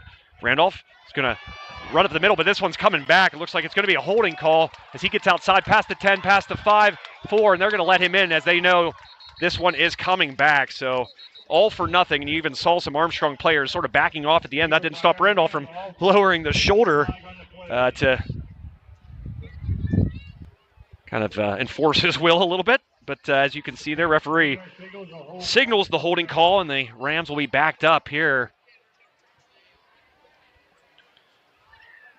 It looks like it's going to go back to about the 44. So a really kind of a pivotal penalty there. We'll see what this does if they can overcome this. Penalty is going to be a part of this game. The team, I mean, this sounds like common sense, but the team I think here that really wins that turnover battle and the penalty battle, I think is probably going to be the team that comes out on top. But I think certainly when you're looking at the sticks being as far away as they have been here on a couple occasions so far for Highlands, it's not going to bode well for you. As it's up now with a 1st and 24. Another man in motion and another pre-snap penalty. It's going to be a false start on the Rams, and man, oh man, I said it's going to be hard to overcome when the sticks are so far, and it's about to be a 1st and 29. So not ideal for Highlands here as we reach the 5:43 mark in quarter number 1. Armstrong leading 7-0. They scored on their first drive. We're seeing from Highlands sort of a switch back and forth between Timmons and Randolph at the quarterback position.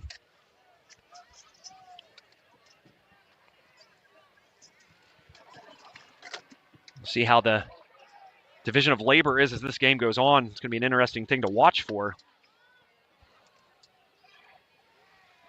This time it'll be Randolph again in the gun. He's going to take the direct snap, go left, cut back to the middle, but at his feet first was number 65 for the Riverhawks, Owen Kamer.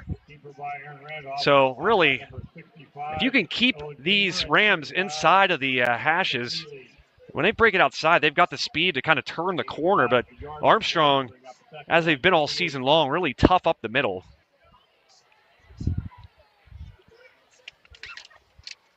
So a unusual 2nd and 28, I believe, as the scoreboard indicates. Don't see those every day. Be Timmons back in the gun. 3 receivers, man flanked to his right. He's going to fake the handoff to that player and throw a little wheel route, but missing the first tackle was Chrisman, and then a few Riverhawks and a late tackle by Chrisman. That was clear as day. Probably frustrated that he missed that first tackle, and adding a little bit of insult to injury there was Chrisman, who has been such a huge part of this Armstrong team all season. That's not like him at all.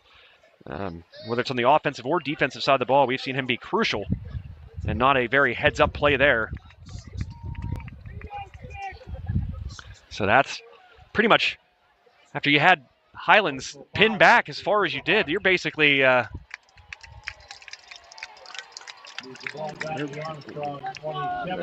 putting it to 27, but you're basically flipping all the adversity there, I guess, and now putting it in your corner, but still a 3rd down, 7, I believe, to go. It is indeed. And Timmons again will be the man to take the snap. 3 guys, to the far side of the field, along with the running back. Timmons going to go across the middle, but there to break it up at the last second was Kyan Klein. What a beautiful defensive play there by number 1, Kyan Klein. Wow. And you kind of could tell the ball was going there. You saw him just kind of telling the receiver there, and he knew to keep that arm out. So 4th and 7. You figure the offense will stay out here with the ball being where it is at the 27-yard line of the Riverhawks. So a crucial moment in this game. If I haven't said that already, I'm probably going to say it now and again.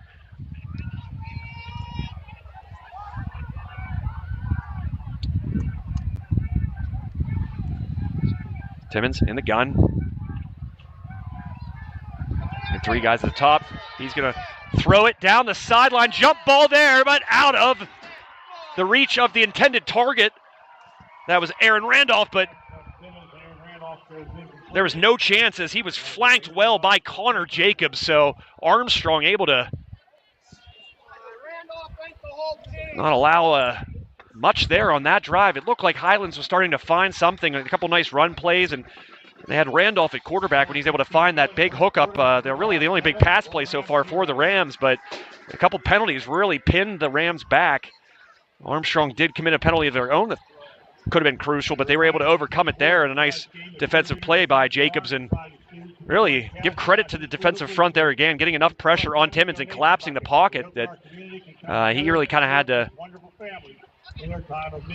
I guess, look for Randolph as everybody else was blanketed as well. First quarter change for Tampa total now is $6,071. So, score 7-0 Armstrong, 4:16 still left in this first quarter. And a lot of storylines kind of already unfolding here so far. Armstrong striking quickly on their first offensive drive, and their defense taking care of the rest, not allowing the Golden Rams much in their 2 offensive possessions.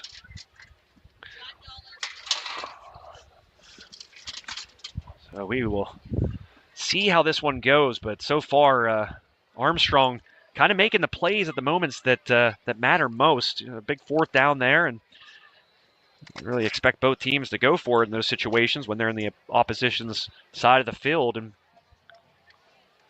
you saw it there, and unable to connect is the combo, of Timmons and Aaron Randolph.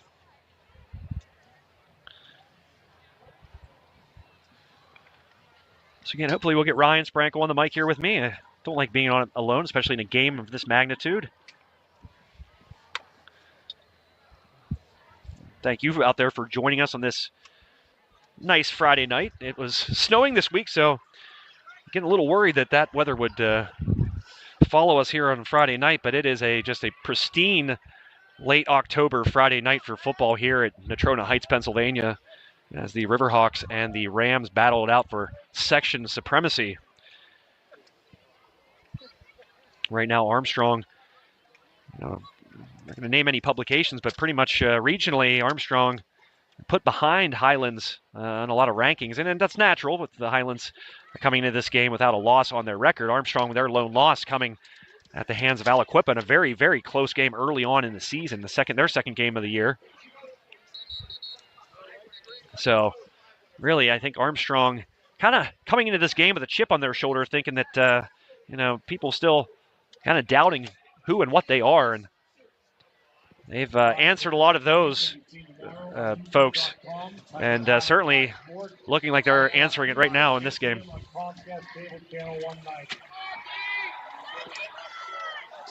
So Armstrong out there again. 4 receivers, one at the bottom. That's Ian Olsen.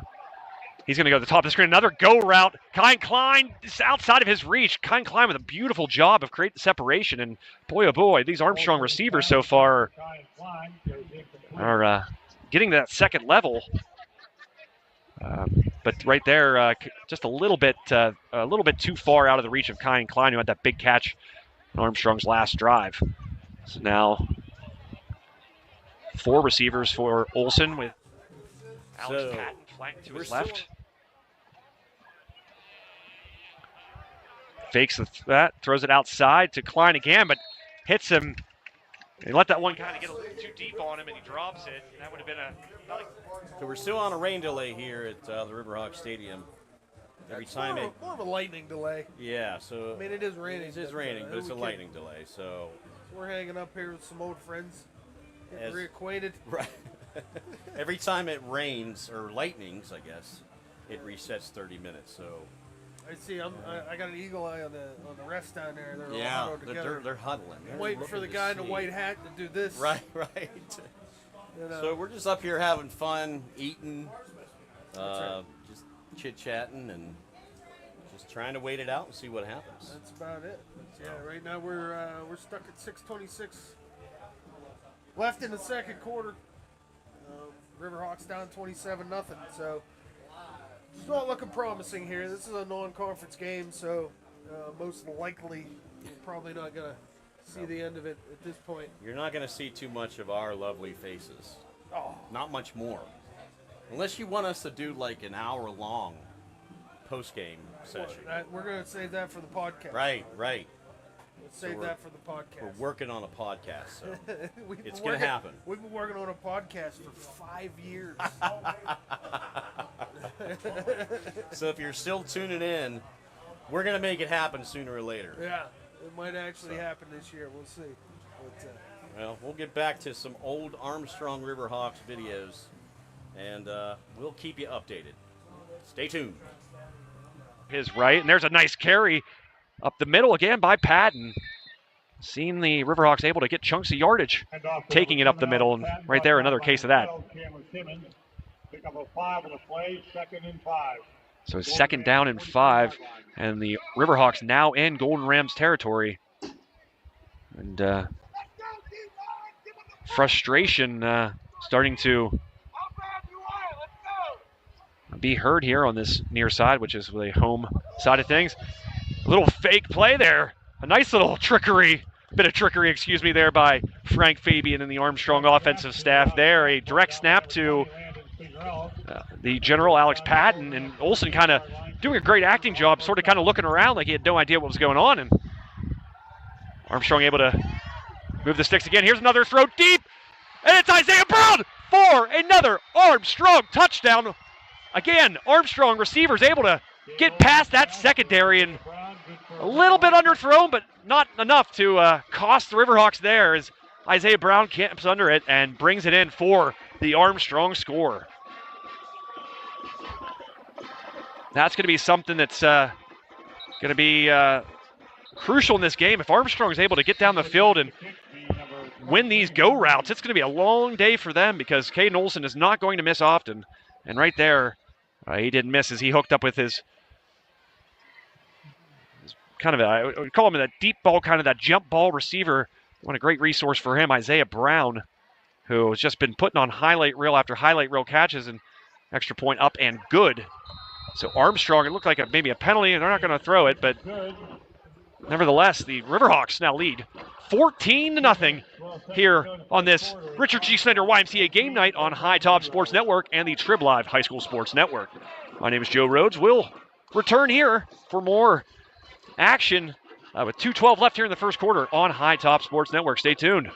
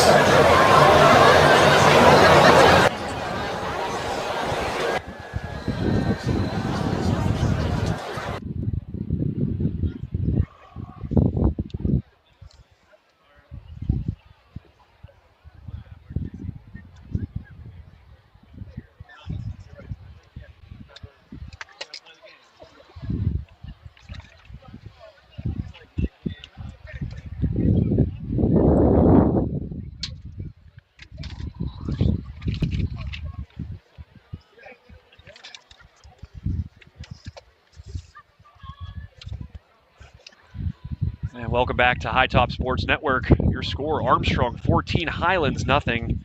The Riverhawks perfect on their two possessions. The Rams of the golden variety, not so much. They've really, the big difference, and you saw it on that last offensive drive for Highlands, they were moving the football effectively. Randolph and that ability to run the football, taking snaps like he did. And they got the ball into Armstrong territory, but back-to-back penalties really cost them. They had I believe it was a 1st and 28.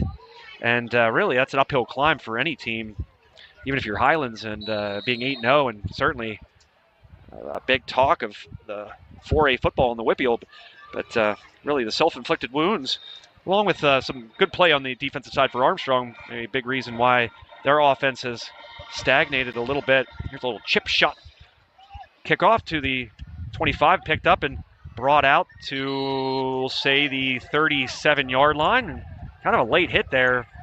Many clamoring for a flag, but nothing doing. That was number 22, Ashton Hadjic. And so Highlands will give it a go for a third time here in the first quarter. They'll start with 2:06 left on the first quarter clock and trailing 14-0. Maybe not the start that I didn't expect, and many of you out there watching and maybe pundits around the area. Armstrong really kind of making this look like, I don't want to say one-sided, but certainly it's kind of the feel as there's a quick hit up the middle. This Armstrong defense able to get penetration every time that Highlands has carried it up the gut. They've been met by an Armstrong defender almost immediately. Owen Kamer there to lay the boom. And once again, as the case has been here, I think this is about the third instance of it, a second and either 10 or second and 11, and after a quick hit at the line of scrimmage. So see how the Golden Rams adjust. Just two receivers for this formation, a man in the backfield with Timmons, now a man in motion. Moves to the far side of the field, and that'll be an option play and taken up the middle for about a gain of 3 yards. That was Chandler Timmons on the carry.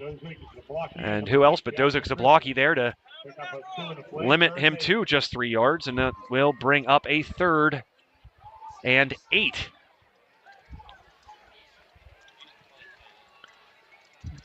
Timmons, exclusive quarterback on this drive. We've seen Randolph take a couple snaps, and really the fear factor with him is that he can run the ball and he's so dynamic with it, and that opened up a nice play for him earlier on that pretty much the only pass play that the Rams have been able to connect on. Now Timmons is going to take this up the middle, a lot of room to run. He's going to have the first down and more, past the 50, past the 40, about the 46-yard line, and some really borderline tackles here for Armstrong, just maybe a little too amped up and almost too far out of bounds by Connor Jacobs there to justify any flag not being thrown. But the Riverhawks luck out and do not face that outcome, and the Rams now just what the doctor ordered. A nice chunk play there, 29 seconds left on the clock, and fresh set of downs, and now in Armstrong territory. Ball placed at the 46.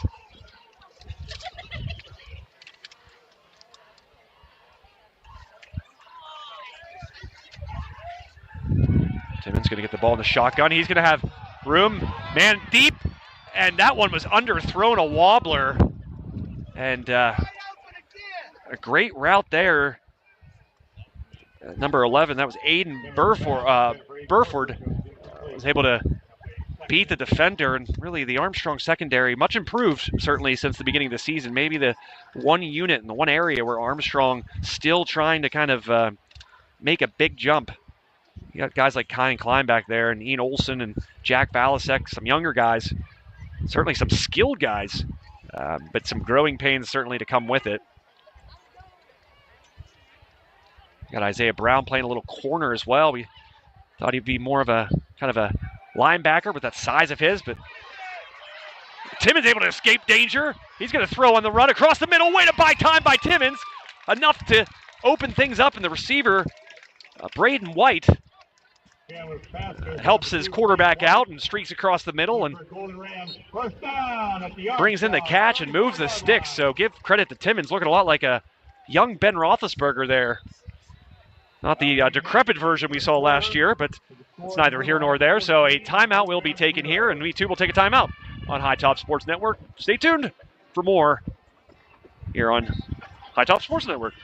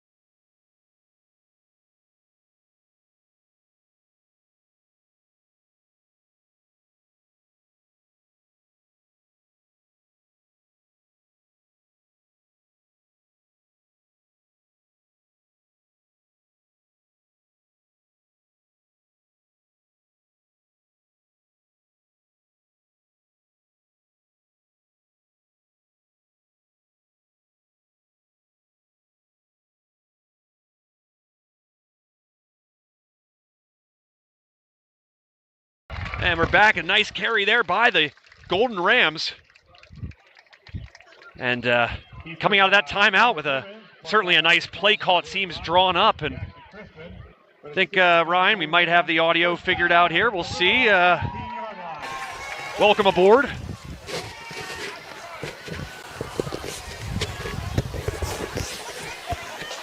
Test. You're not going to hear yourself, but okay. You get that part figured out here, Ryan. But what have you noticed here so far? I'll tell you, the Rams have done exactly what I thought they were going to try to do.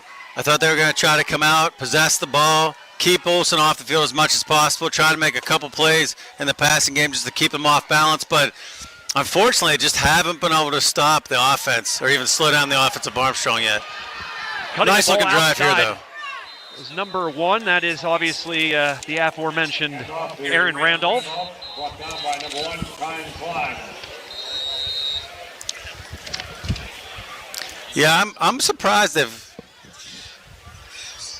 Ball down to the Armstrong. I'm surprised they've come out and tried to play that press man look, cover 0, cover 1, one safety over the top, no help over the top with these corners on these Armstrong receivers. Armstrong is just so deep at receiver and so well coached. You've seen it time and again so far. Highlands defensive backs chasing after Armstrong receivers, and there's even been a couple passes missed and a couple dropped balls, or this game could be even a 21-0 game. So, but that being said, here you're Highlands, you're here, you have the ball at the 20-yard line, you're feeling good, you got a nice drive going. I think it's, you hate to say it this early in a game, but I think this drive is about as critical as it can get for Highlands because they haven't shown that they can stop Olsen in the offense of Armstrong.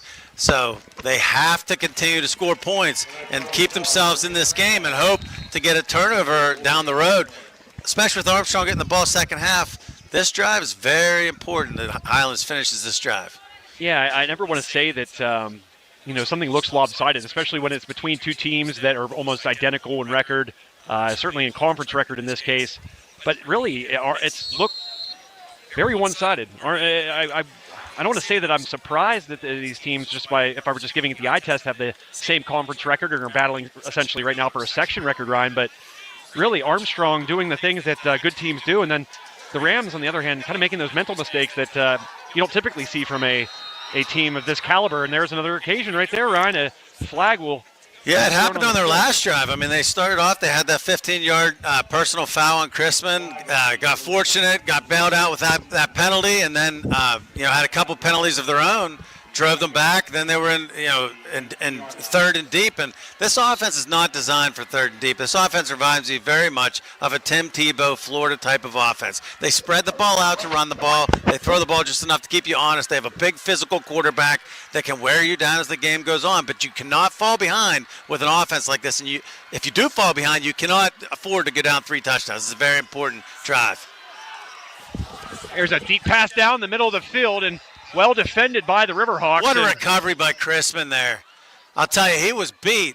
And Timmons that time, I think he put touch on it. I think he thought he was more open than he was. He put touch on it as if he had a wide open tight end in the back of the end zone off a play action, but that was not the case. That's a ball, and he has a good, strong arm. That's a ball that you get back there. You just got to drive that ball home. You just got to drive that ball in there. He's going to look at film, and he's going to want that one back. Yeah, those opportunities are far and few between in a game like this. And you probably heard me saying there a moment ago that I think Armstrong, if there is a weakness or an area that they would like to see some more improvement in, it's probably that secondary here. But certainly I think they've held their own as the season's gone on, and I think have made great strides. Yeah, that was a breakdown, though, no doubt, Joe. That was a breakdown. You called it. And Timmons could have made him pay. He just put a little too much touch on that, gave Chrisman a chance to come back and make a play. 3rd and 10, Timmons running around. This guy buys some time and wide open. Timmons, for a second time, able to buy enough time for someone to get open. This time, it is Randolph 4-6. And what a play by Timmons. And what a play by the offensive line as well. A lot of times when you have a quarterback running around for that amount of time, you get some kind of a block in the back, you get some kind of a hold. But the Highlands offensive line was able to do a nice job there of maintaining their blocks just enough, giving Timmons just enough time to use his athleticism and run around and wait for somebody to open up. And in that time, he did a nice job. He still put some touch on the ball, but he put enough velocity on it to beat the coverage. Did a great job of extending the play and finding his man in the core of the end zone. Amazing play by a leader there, getting his team back, getting his team feeling good about themselves. And now Highlands, we have a ball game now. Highlands is in the game. Now if you're Highlands, you're saying, okay, you know what, kind of like Rocky. He took all the punches. Took all the punches from Mr. T, and now he came back and he put the mouthpiece in and he delivered a punch. So now if you're Highlands, you're thinking, okay, we're in this game. And if you're Armstrong, that was a chance to kind of crush the dreams and come back and kind of almost finish them off. But now you're in a game. So if you're Armstrong, you got to keep doing what you've been doing. You got to keep finding the right matchups, mixing the run and pass the way you've been doing, using the run to set up the pass the way they've been doing with the big shots. They haven't really had too many intermediate routes other than the short one for the first down to Olsen on time on the sideline. Other than that, it's been a lot of just longer shots. And they're going to have to continue to do that and set it up with the running game, because if they go too much one-dimensional, Armstrong, these defensive ends, you got a Division I recruit defensive end. These guys, you cannot let them just pin their ear back. So if you're Armstrong, you got to continue to use the run to set up the pass to give you enough time to operate. If you're Highlands, I think you got to adjust some things, because you've tried this cover 1, cover 0, man coverage, thinking, okay, our guys can beat their guys. Well, at this point in the game, that's not the case. They're getting beat on these deep routes. So if you're Highlands, you got to start mixing up some coverages or start sending some extra rushers, extra blitzers, try to get in the face of Olsen and make him scramble and try to make a play. But either way, we got a game here, folks. This is exactly what you want. You got a big heavyweight matchup. It's on TV. It's the game of the week in the WPIAL. It's got playoff implications. It's for the conference title. And this is exactly what the game you want if you're a fan. Yeah, Ryan, I wasn't expecting a Mr. T reference, but leave it to you. We achieved that here. So we did it, Joe. We did it.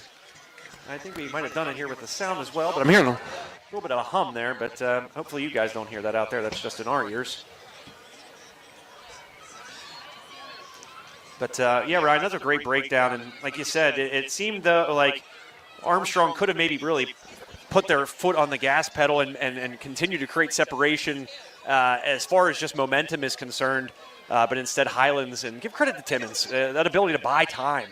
And especially coming off the missed throw, that's what you look for in your leader.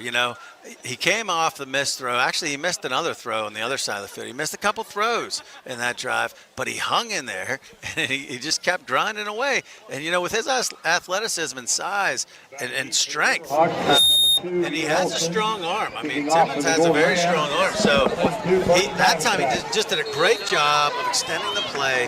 The offensive line did a great job of not making any mistakes, not doing any dumb holding or blocking the backs, giving the quarterback a chance to make a play, and that's exactly what he did. Kept his team in the game. And now if you're Highlands, you gotta put on a defensive effort. You gotta show you can stop Caden Olsen in this high-powered offense. Yeah, Armstrong, a tough offense at that to stop. And right there, the Highlands fan base and the players on the field kind of showing a little bit of grit there. And certainly it seems like that last score made a difference. And I think if you're Armstrong, if you're Highlands, you have to show that. Even if you take a couple bad late hit penalties or something, you hate to say that, but you have to show Armstrong that you're willing to match the physicality. We've been saying it all year with Armstrong's opponents. Outside of Aliquip, who obviously can bring it, and that was a great experience for Armstrong early in the season, there hasn't been another team that has challenged Armstrong physically. It's been able to match their physicality for 4 quarters. And I think if you're Highlands, you got to make some hits, and you got to send a message. And in that kickoff, they hit him. Olsen takes the snap, fakes the handoff to the general. It goes deep. This ball thrown on a dime. And Olsen there. He's past the 30, past the 20, past the 10. Olsen for the score. Armstrong.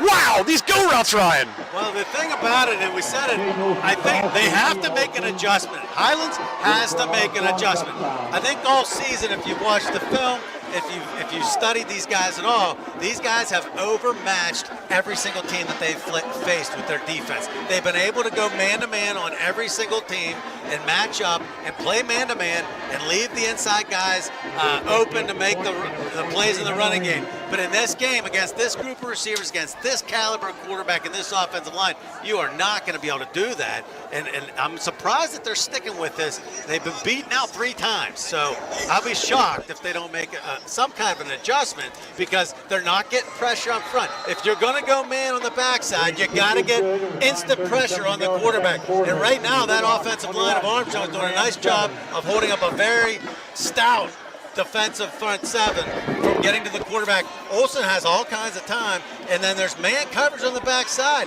It's a recipe for disaster, and they're going to have to make a decision to either bring a couple extra rushers or leave a couple extra people back there and try to confuse Olsen, or this is going to continue to be a nightmare for that defense. And what just a heartbreaking play if you're Highlands. You finally score, you show some signs of life, and some promising signs of life at that, with the nice play by Timmons buying that time and evading some tacklers, and then and Randolph getting in the end zone for you, a guy that you want to get going. And just like that, Armstrong able to strike and put 6 on the board, and actually put 7 on the board, Ryan, after the extra point was good.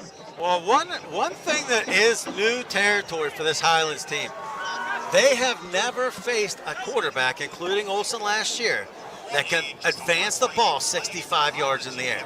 And this is a night where there's no wind to contend with. It's a nice night. It's not too cold. So Olsen is able to throw the ball 65 yards in the air. These defensive backs have never had to, in practice or in a game situation, have to maintain good coverage for 65 yards. It's an adjustment for them. And, you know, the good thing if you're Highlands is, you know, they've come out and thrown Armstrong.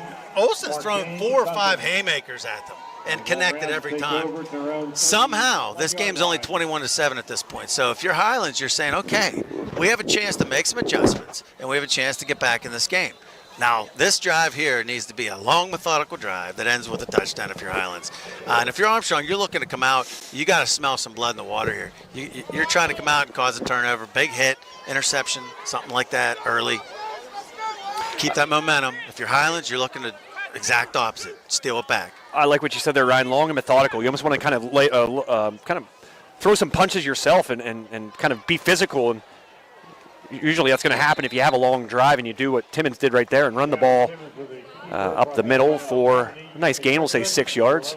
And Timmons, the more you watch Timmons, the more that you realize he is Western PA's current version of Tim Tebow. He really is. He's a big physical guy. He's a presence. He's athletic. He's fast. He has a good arm. He's not the most accurate quarterback in the world, but he can advance the ball and he can throw the ball with authority.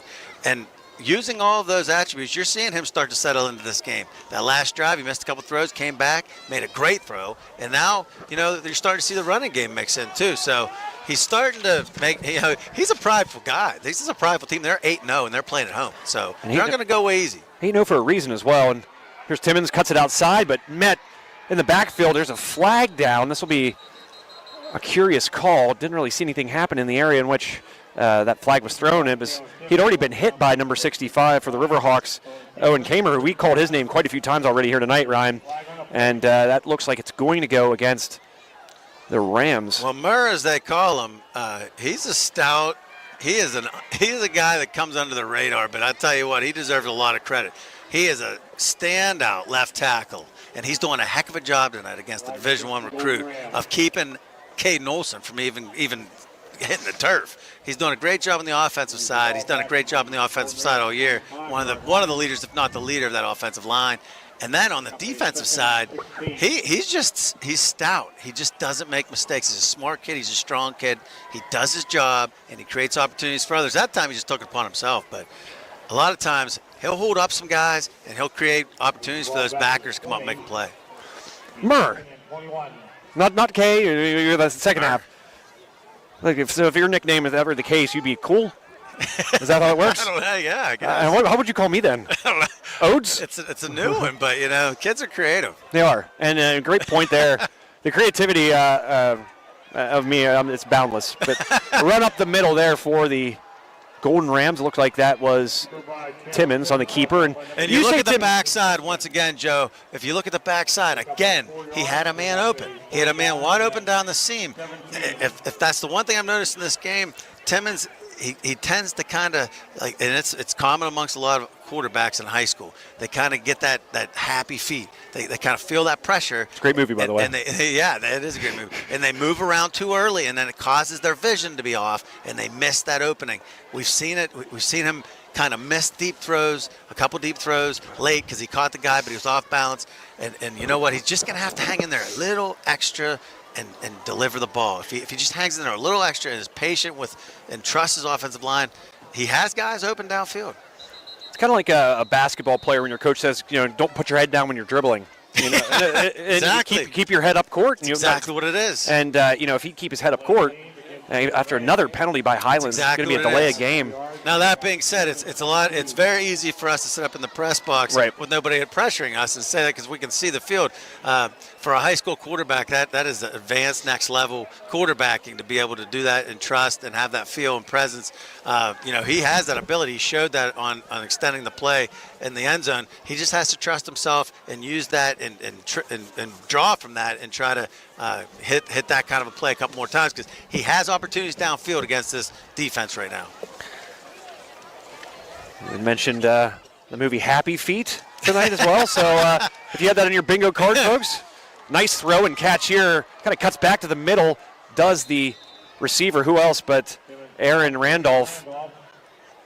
We're giving the listeners, if they just kind of stay tuned and write down all these movies, it gives you they'll get a whole winter plan. I'm just thinking that the guy sitting in his recliner right now listening to us just like looks at his wife and goes, "What's Happy Feet?" He's like, I'm trying to listen. But the parents out there have kids, like an age range of mine. Kids, grandkids. I mean, Happy Feet's a winner. I just know there's some guy right now who just looked at his wife and goes, "What's Happy Feet?" Put it on your list. If you're questioning us, just put it on your list. Trust us. So a punt by Highlands, and they've got some good. That's through the hands of Olsen. Ball on the ground, but covered up by Chrisman. I'll tell you what, that could have been a huge momentum change in this game. Wow. Crispin did a great job of not giving up on the play, being aware, and falling on that ball. That's a rare. You don't see Ian Olsen make a mistake like that very often. I've been watching him since he was fourth grade, and I've probably seen that kind of a play 3 times. So Highland's very fortunate to get a play like that out of him. That punter, he has a leg. He's shown he has a leg. He can put the boot to it. Yeah, and he has a 60-yarder earlier in the game, and there showing off the leg once more. So Armstrong will send 4 receivers out there with Patton flanked to Olsen's side, and Olsen's going to run this one up the middle. Slides. I thought he was going to pull the Kenny Pickett from the bowl game last year, kind of that fake slide. But that's what's not fair. If you're a defense trying to play Caden Olsen in this offense, you got to worry about the general. You got to worry about the quick bubble screens, the quick hit screens. You got to worry about all of those option plays that they run. And then you got to try to defend downfield 65 yards. And then you got to watch because he can run on you. A weird formation, looked like a knee was going to be taken. Highlands, no idea what was happening. I didn't know what was happening, and it turns into an Isaiah Brown scamper for about 15 yards. Ryan, have you seen anything like that this year so far from Armstrong? Only in practice. Of course, yeah. These guys. Frank Fabian. When you talk about a bag of tricks, he has a bag of tricks, and he spends a lot of time working on that bag of tricks. That's one of them right there. He just got out the bag of tricks. Second time in this game. It's like Santa Claus. Second time in the game, he's got out the bag of tricks. I like that one earlier where Olsen's like, "Oh, I'm confused, coach. What's the call? What's the call?" Ball snapped to the general up the middle for about 7 yards.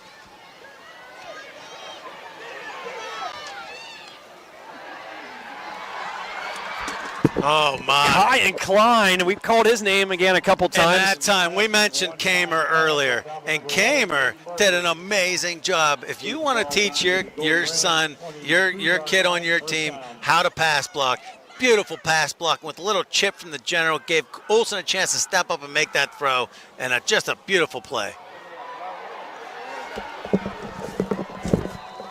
And then the general gets rewarded by an up-the-middle run right after he made that nice chip block, good protection. Then the middle opens up, and the general comes up.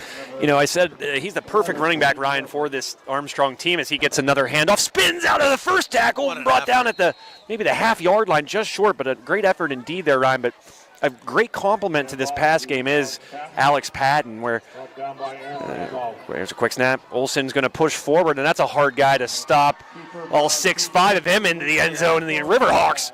6'5", 222 behind that offensive line is very difficult to stop for a half yard.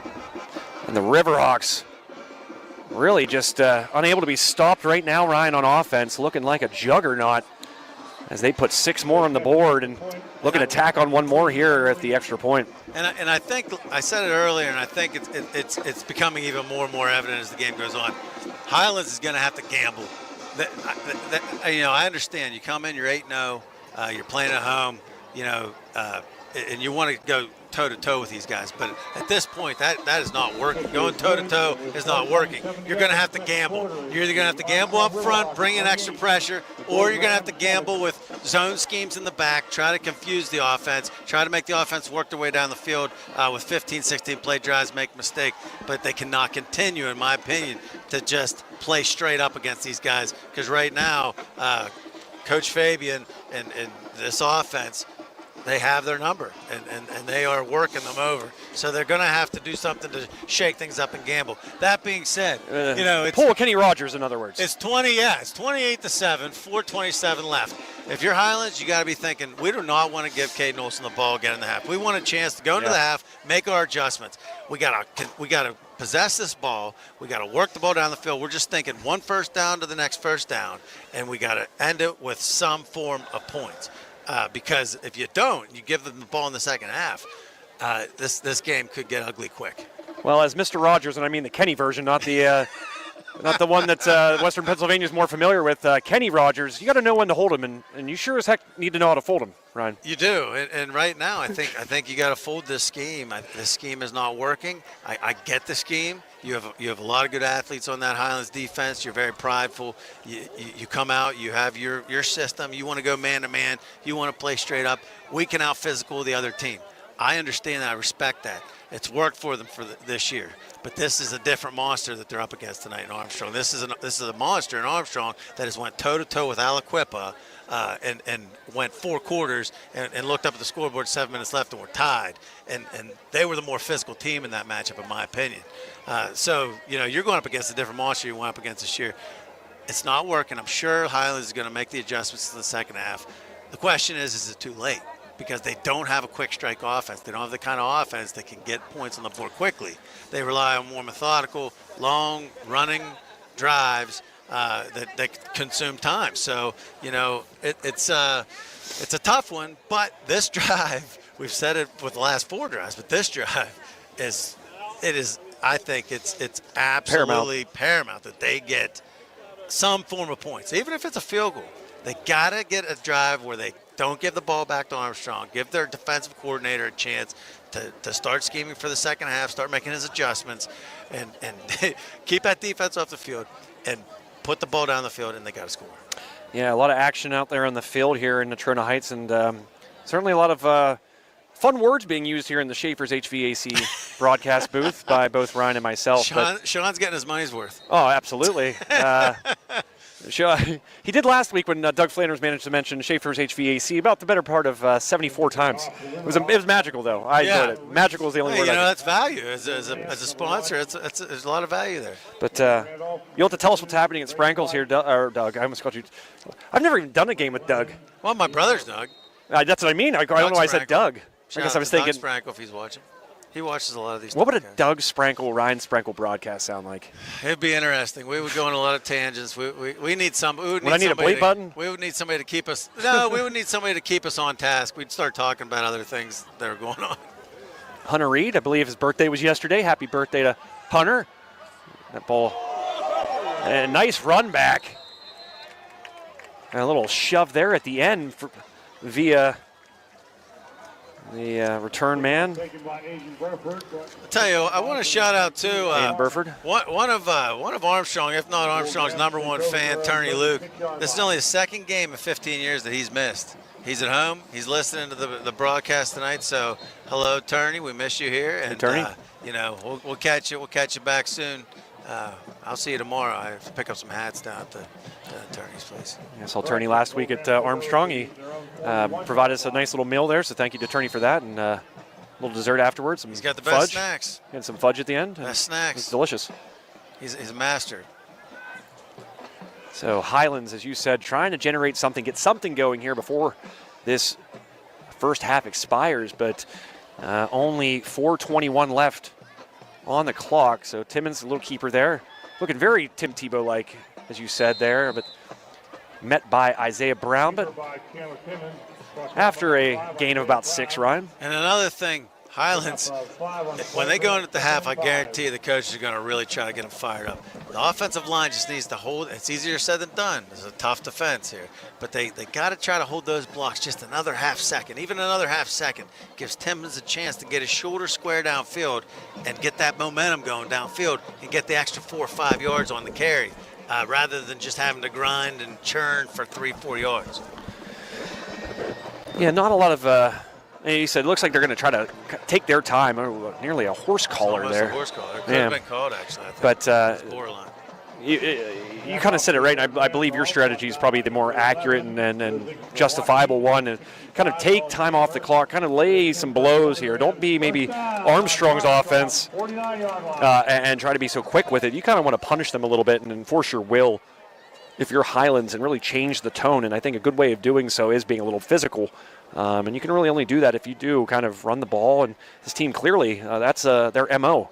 And if you're able to do that and kind of lay some blows while you do it, then all the better if you're the Golden Rams. One of my dad's favorite expressions is the best defense is good offense. Keeping the other team off the field, your defense is going to improve. Nice cut back there by Randolph, but man, oh man, a shoestring tackle keeps Randolph from an even bigger gain and a first down, just 3 yards short. And again, Kamer, wow. Kamer came off his block downfield there and took a great angle and saved probably another 20 yards. I mean, he's having a heck of a game. Not only in protection, his protection has been outstanding against a Division I recruit and Division I caliber defensive lineman. But not only that, but his ability on defense. He's made some serious plays. That play saved 20 to 25 yards.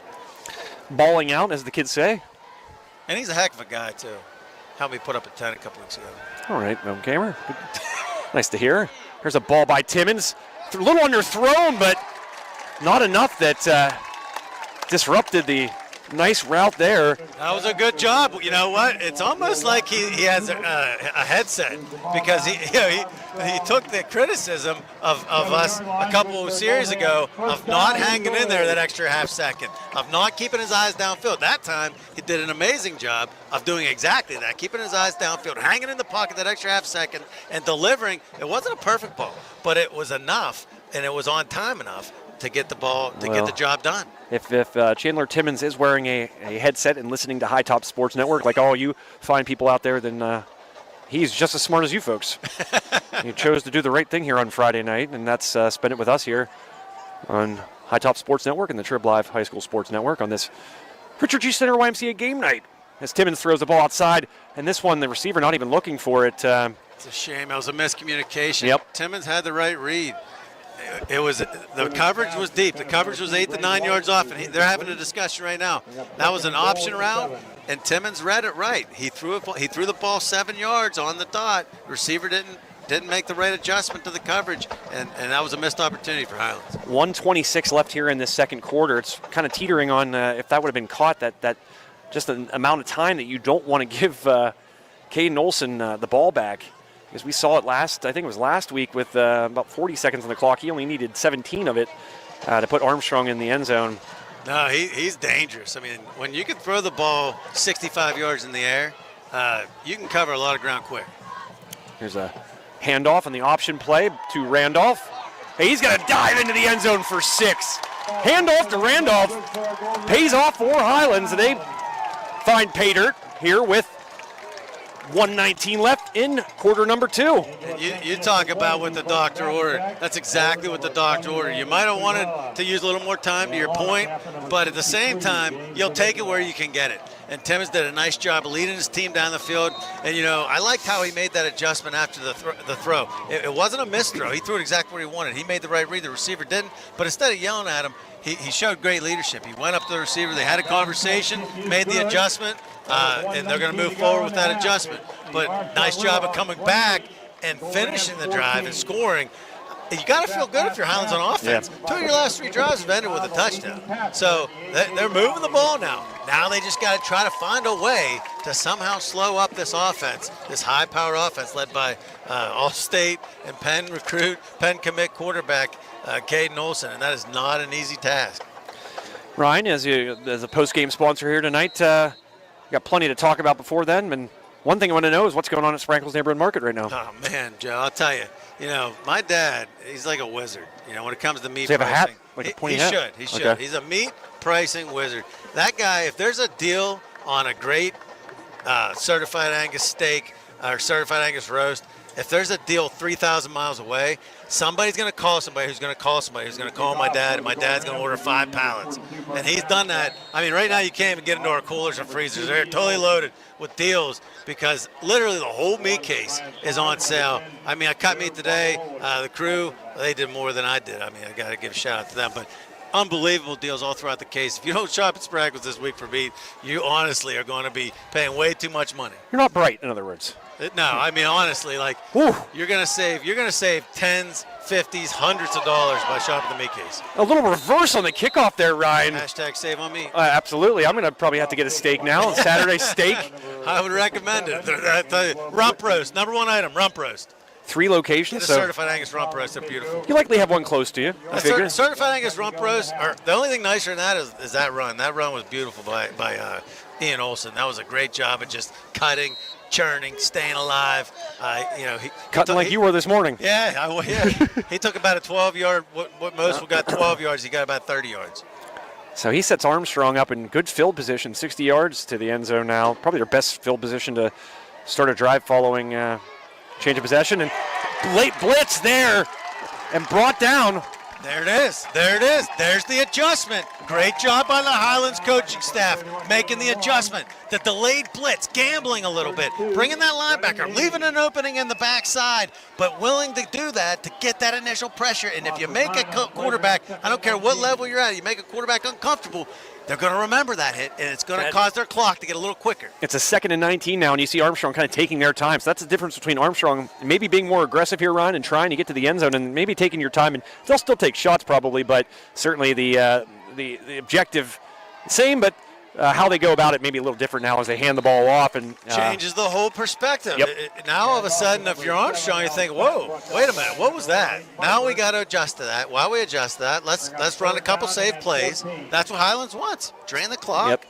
There's 14 seconds left on the clock. That was a massive call. A great call by the coach. Delayed blitz, and you really haven't seen Caden Olson get hit like that this season in the backfield, kind of that squarely, because he's really good at evading hits like that. Despite his size, he's still pretty nimble of foot. And he's super smart at identifying pre-snap reads and identifying blitzers pre-snap. That was a great job of just totally disguising that blitz, making it look like you're in coverage, and at the last possible second, giving up your position and making that delayed rush with a fleet-footed linebacker, strong safety, and getting that pressure and getting him to the ground. That's a whole other challenge. A lot of people get the Caden Olson, but getting the 6'5", 220-pound guy to the ground is a whole other story. That was just a beautiful call and a beautiful play. And if you're Highlands, you want to build on that going into the second half. Yeah, I want to thank a couple of our sponsors, of course, one of which are our good friends at UFP Parker. If you're looking for a career change, one that's at a place that sees you as not just a number and not just another person, as almost a family member, then UFP Parker might be the place for you. Check them out today at ufpi.com/careers. Again, not just a job, a place where you find a career and a place where you feel at home. Kind of like Ryan and I are in the Schaefer's HVA broadcast booth. Feel right at home. I mean, Schaefer's, they do a great job of constructing this booth. I mean, I feel welcome up here. But as we always do, we're going to turn it over to the band here for halftime. We'll be back for some analysis and some more reaction from the first half, one that has the Riverhawks up 28-14 here on this beautiful Friday night in October on High Top Sports Network. So for Ryan and myself, we'll see you on the other side. You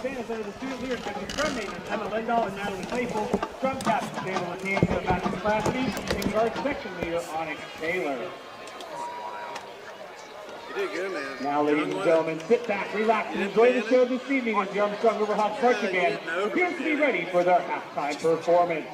Drum majors Emma Lindahl and Natalie Claypool is your band ready. I came in, I had a plan, I was getting ready to cut meat, everybody was in their positions, store was good. All of a sudden, the one season Armstrong Riverhawks marching band, the field is beautiful performance. Then my meat got spoiled. So I was like, okay, well, we're just gonna take this thing one step at a time. And it's gonna be 4 o'clock. Did we yank too hard?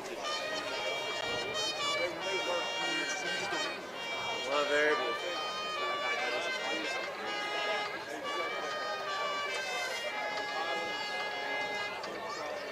Yeah, you just can't finish. What's that?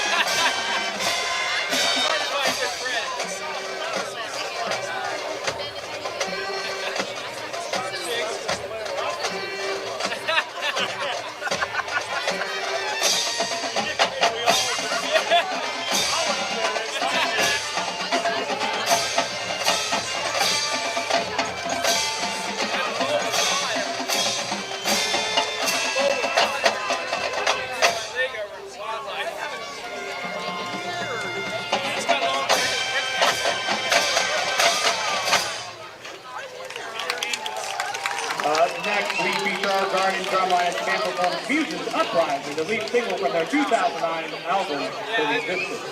I haven't seen any of them other than him. He's still in this.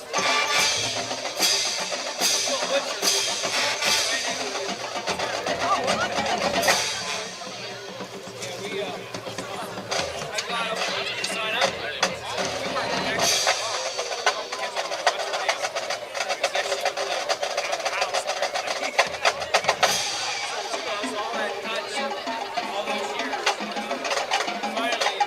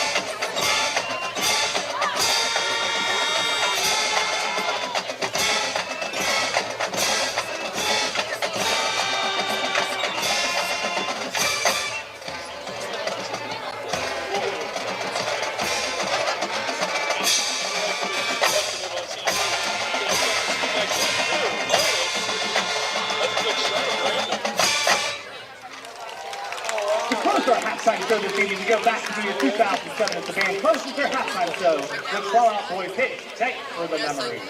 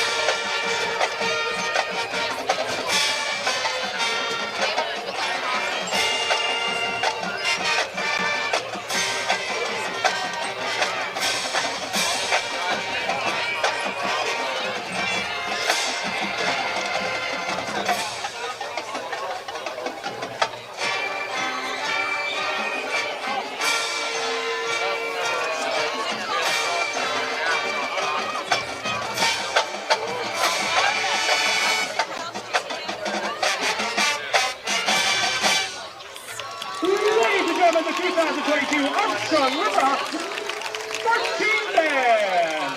The Armstrong Riverhawks Marching Band is under the director, Mr. Jason Benesky, assistant director, Mrs. Melissa Benesky, sorry instructor, Mrs. Tara Smith and Mrs. Courtney Eiler, drumline instructor, Mr. Rob Green, marching instructor, Mr. Jason Dakota, woodwind instructor, Mr. Charlene Dakota, brass instructor, Mr. Lou Rybar, and marching instructor and the voice of the Riverhawks Marching Band, Mr. Jake Hannon.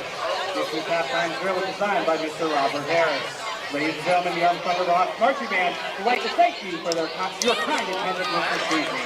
Go Hawks! Hey, Rams fans, let's hear it again for the pride of Iowa. Make some noise! Under the field leadership of drum majors Ella Hickman and Luke Zamora, with drill team captain Emma Pomego and color guard captain Brenna Bonnet. We're proud to present the 2022-23 edition of the Highlands Varsity Marching Band. Tonight's show is a throwback to the 90s. Beautiful harmonies, entertaining dance moves, and melodies that get stuck in your head and put a smile on your face, whether you want to admit it or not. We're going to celebrate music from two of the most famous boy bands to help you define the genre. There's no better song to kick things off than Everybody Backstreet's Back.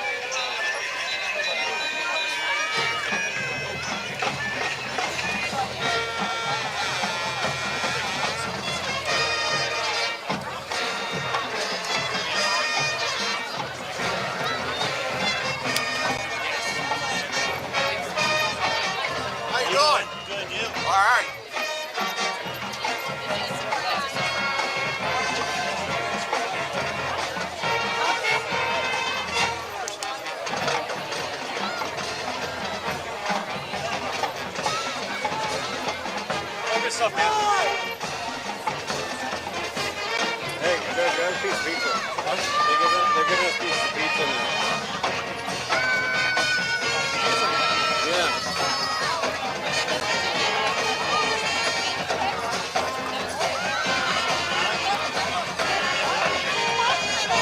Wow, Kesky's beating Paul Schaffel 28-13. Yeah. Oh, they're huge. Probably one of the good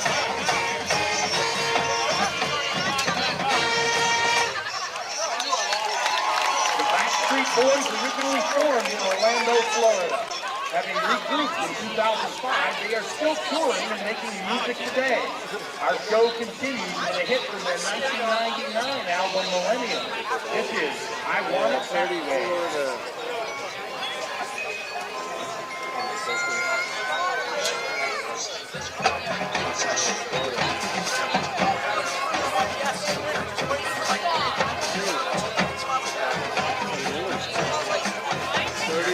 There we go. 31 to 13. 34-13.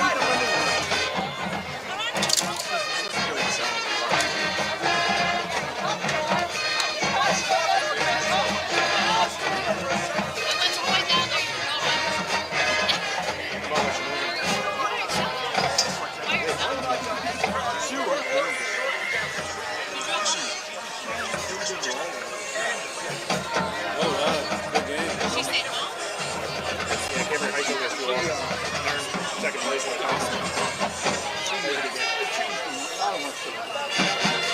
Are we ahead of the other teams? I guess we'll make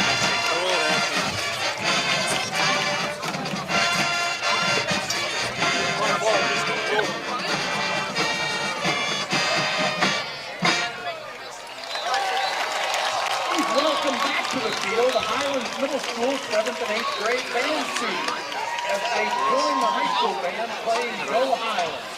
Feel free to clap and sing along to cheer on the team.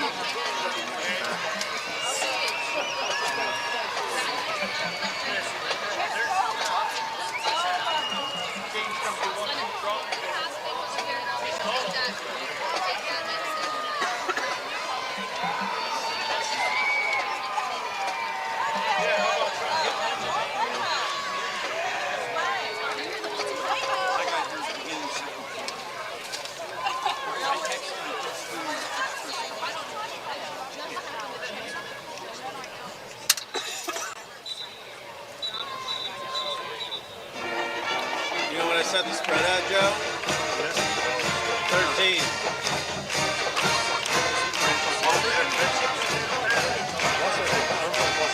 No, minus.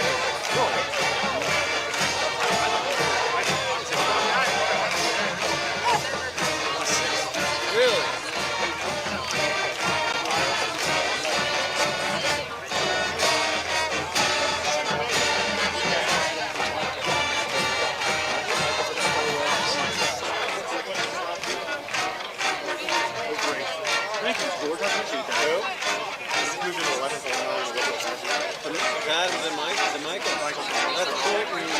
Caden's quarterback coach. So Caden just passed his quarterback coach. His quarterback, instructor. That's who he and Colt go there for instruction. That's ironic.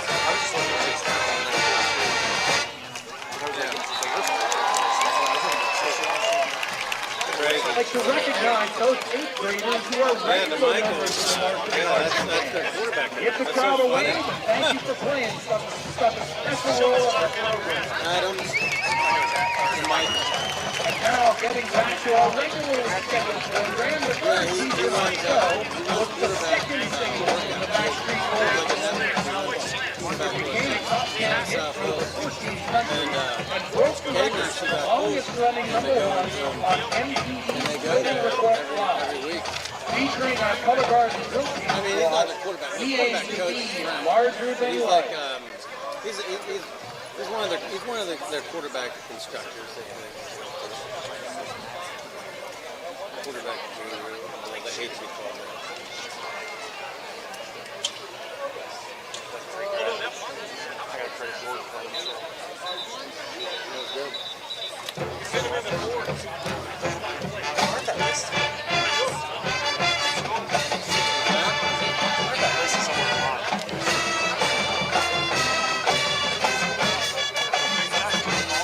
Olympian leaders?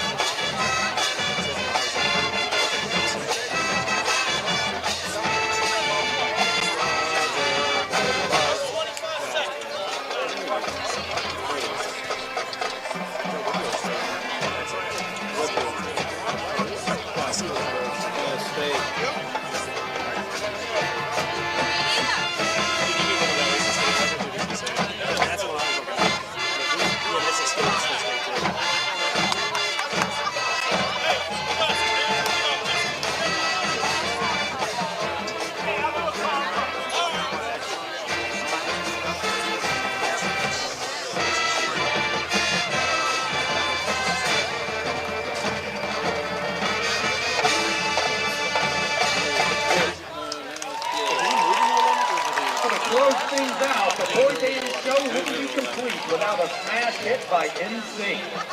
This song won Best Pop Video, Best Choreography, and Viewer's Choice at the 2000 MTV Music Video Awards, and was nominated for Record of the Year and Best Pop Group Performance at the 2001 Grammys.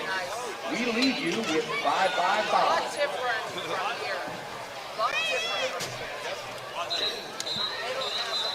Was that insane?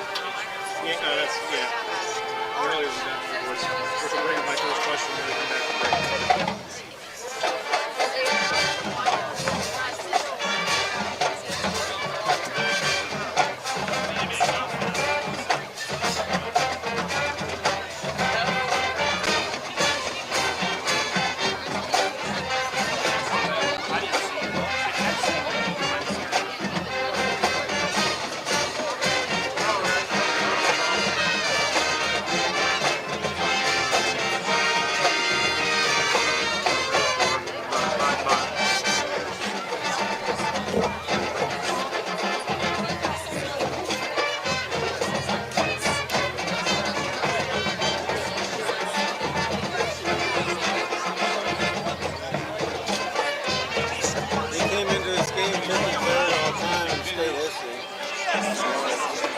Sorry, Doug Breeze. He definitely beat that game.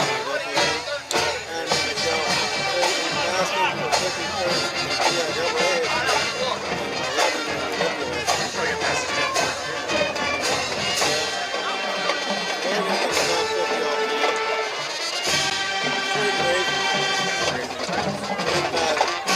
Probably what?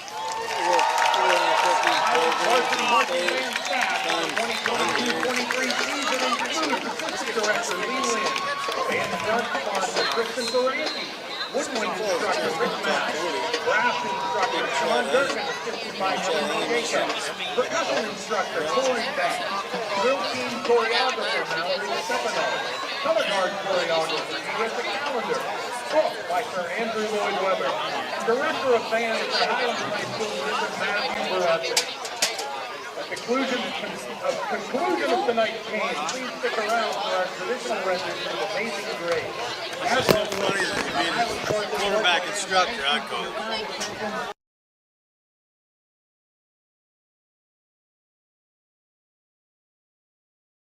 it. Steffi's Country Catering prepares home-style made-from-scratch dishes that will have you convinced Mom made it. Whatever the occasion, Steffi's Country Catering will have you coming back for every event year-round. Find us on Facebook to place an order or to see our Sunday specials, or 2454-85047. In life, some things just go together, like a burger and fries. All right, we are back at you. The game is going to happen, so talk to State Farm agent. The teams are coming back out on the field right now. So why do I have State Farm Armstrong right here? Indoor Athletics, located at 132 South Grand Street Avenue in downtown Katanning, offers a state-of-the-art training facility and top-tier instruction by experienced coaches. Turn your youngster into the best baseball or softball player they can be. State Farm right here, do you? Are available for 30 to 60-minute sessions, and you can also sign your baseball or softball player up for private hitting, pitching, fielding, and catching instruction with our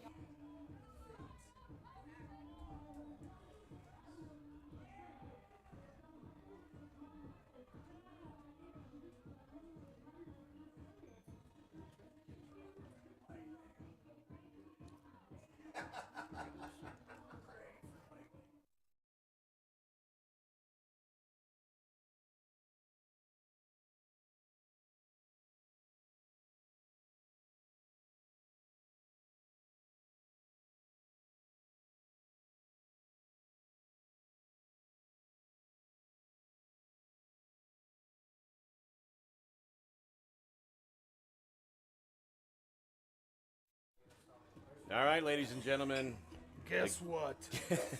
The game has started to resume here. The teams are stretching a little bit. If you don't believe us.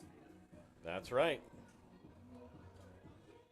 So after a 2+ hour, or right around 2 hour weather delay, we decided to come back on the field and play some more football.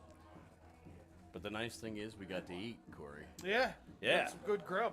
Good grub. And that was, we just saw this little note here, provided by my man Turney Luke in the 700 shop, along with the Villa. They provided a press box meals this evening. So if you live in the Tri-County area, you know where the Villa is, I'm sure. And Turney Luke does the 700 shop as well. So we were to pass that along here on Community Night. Amen. So it sounds like, from what we were told, they're going to finish out the second quarter, and if there's one more lightning strike, that the game will officially be over. So that's what we're waiting on here. We're waiting for the teams to take the field. They're getting stretched out right now. It's been an interesting night. Well, to say the least.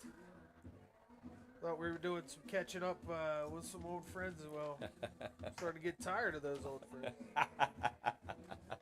That's a good point. Yeah. Except for Brad Bowers. That's right. We love Brad. We love Brad. You know? Come on, Brad. Come on over here and say hi to the people right there. This is the man, Brad Bowers. Brad Bowers. We're going to have football, I think. We think. That's correct. Football going to happen here soon. That's right. If there's anybody still watching, can you tell who's Yeah, oh yeah. We got 89 people 89 still old watching. people. Yeah, Hanging they're out. still on. So we were up to like we were up to like 500 at one point. Yeah. Yeah. Yeah, We 500 were. people. So We'll let you behind the curtain, so to speak. Of see course, what- half of those 98 people fell asleep. right. Well, now we're back up to 98. We were at like 80 or 79. So. Yeah, the word on the street is kicking. Ready for some football. Tell your friends. There we go. That's the applause. Back in action. So it looks like we don't know how much time. It's just probably a quick warm up, similar to halftime. Coming out here, just doing some walkthrough, some jog through. Players have been in their locker rooms for roughly 2 hours. Yeah. We're waiting to see if the lightning was going to subside. We were looking at the weather forecast, and I'll did show you look on good. screen here. It's still not looking too good. I don't know if you can see that. Yeah, I don't Probably think it's on not. your screen anymore. It's not on my screen anymore. Yeah, here we go. All right, this is where we show you our phones. This is the portion of the show where Right. we just show you what's on our phone. Exactly. Because we have the face cam rolling tonight. Yeah. Corey and I Face like to cam. have fun. We like to have fun up course. here. We got to give you a little interesting, fun stuff during this game. Try to. Yeah. Corey said he saved all of his fun, interesting, witty banner for the second half. That's right. That's right. But now they have bored it out of me with this 2 hours of sitting around eating pasta Right. and fudge. And fudge. Peanut butter fudge. Peanut was butter great. fudge and pasta. Well, Need a nap. that would be nice right now. So, it looks like we got a little bit of a huddle here at midfield. So, probably starting here within the next few minutes. So, all of you people who have hung around and been like, why are they showing replays from 2022? Right. Well, we were in a rain delay. Or a weather delay. I got a couple messages that were like, hey, it says Bethel Park versus Armstrong, but it's a different game. Actually, I think it was the Highland or so game. But it did say rain delay. Right. So sometimes you just have to read. Try to inform. Yeah, you got to read. But we need to put it right across the middle of the screen. That would have been better. Like rain delay. So the next time we'll make sure to make that happen.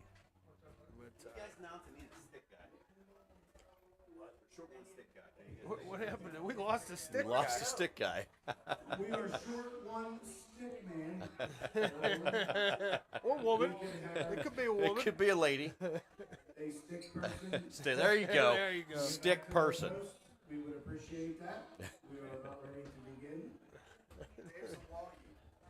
Yeah, where's Dave? He was down. There's Dave. There he is. He'll love that. He's the multi-purpose gentleman Yeah. for tonight. So it appears we lost one of the stick people to run the sticks. That person has to volunteer. Now, here's my question, because we have to volunteer. Right. Right. So, Christine is, our youngest is in 7th grade, so we have to volunteer, and I couldn't get on stick duty. Really? They were all taken up. All the slots were taken up. So does that guy lose his spot? His spot. He should have to volunteer again. I got to talk to somebody. I would agree with that. I would agree with that. So everybody decided we're back up to 121 watchers now. Stick man. Everybody's coming back. All right, we're getting ready to fire up. It's fire. That's right. Here we go. We're getting the game on. There we go. All right, we got 6:26 left in the Armstrong third. hands the ball off, and that was the Phoenix Wine Coop. He might have gained a yard on that play. Got about a yard. So get him back up. That brings up 2nd and 9 for Armstrong on their own 36-yard line. I just want to give a stick man update. Yeah. It looks like we're good. We found one. Yeah, they found somebody over there. 2nd and 9, the 36. Over, pitch to Wine Coop. Pitch to Wine Coop, and he gets drug out of bounds. Little option there. Looks like he might have made it back to the line of scrimmage. It's about 5. And I think they took out the new stick man. Oh, no. Yeah, he went down, I think. Did he get tackled, Corey? Yeah, he did. He did it right, though. He dropped the stick. Okay. For a proper stick man, he's dropped that stick to not injure himself or the player. Makes sense. Obviously taking out the stick. Right. So I'll give props to the stick guy. Right. 3rd and 8, baby. Yep. 3rd and 8 on the 36. 5:48 left to go in the half. And I dropped my phone there. There that goes. Yep. All right, back to pass. And it is intercepted by number 10 from Bethel Park. Jack Bruckner. Nice interception. Nice diving attempt. Yeah. Laid out. So Bethel Park will take over at the Armstrong 42-yard line. 5:43 now left in the second quarter. Feels like we should be in overtime. Yeah, no kidding. Some of the other section games were already called tonight. Not here. Due to weather. And we actually have some fans. Oh, we got some fans coming back to the stands. Wow, quite a few actually. Now that they're allowed. Yeah. Fear of them getting electrocuted earlier. Hand off to number 5 from Bethel Park. And he gets stopped at about the 41-yard line. Looks like Rocco Swartz in there with a bunch of his buddies planted him back a couple yards. But not before he gained one. He got a yard on that. So that was a loss of a yard for Bethel Park. 2nd down and 11 on the Armstrong 43. I don't think that's correct. And pass to number 5 again. He's going down the sideline, breaks the tackle. Drug out of bounds around the 32. I lost all the stuff. Tablet's about to die because it's been on all night. Right. Yeah, here we go. Here's my stuff. Mitchell Pascal. All right. Pascal, maybe. 3rd and 3 for Bethel Park. At the Riverhawks 30-yard line. 5:11 left to go in the second quarter. The longest second quarter I've been a part of. In the history of man, that's the longest second right. quarter. There's never been one longer. Right. And it's a pitch back to Moore. Breaks the tackle. He's across the 30, across the 20, across the 10, the 5. Touchdown, Bethel Park. And there's a flag on the play. Hold up, hold up. Well, we're not switching to the touchdown screen yet. No, well, it's obvious that the refs did not forget how to use their flags. Exactly, right, after those 2-hour delay. Right. What we got there? Eli with hands and face? Yeah, I think so. Something in that neighborhood? Well, that would be a good guess. We're waiting to see what the call is here from the refs. Get that back up. Oh, yeah. Block in the back on Bethel Park. That is a 15-yard penalty from the spot. Block in the back is the official call from the refs. So it's going to be a 3rd and 6-ish from the 38 of Armstrong. Just over 5 minutes left to play in the second quarter. 27-0. Bethel Park over Armstrong.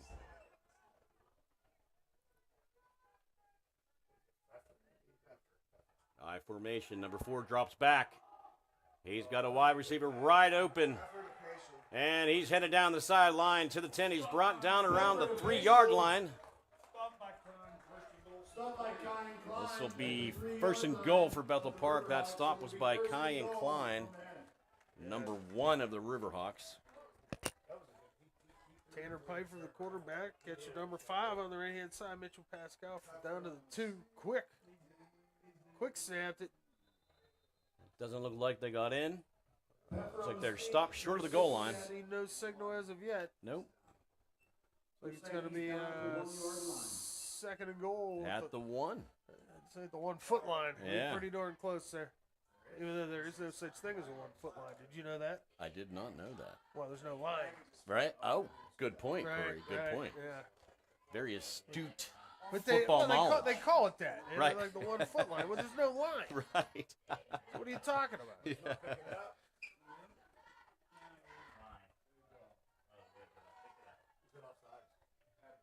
Okay, let's see what we got here.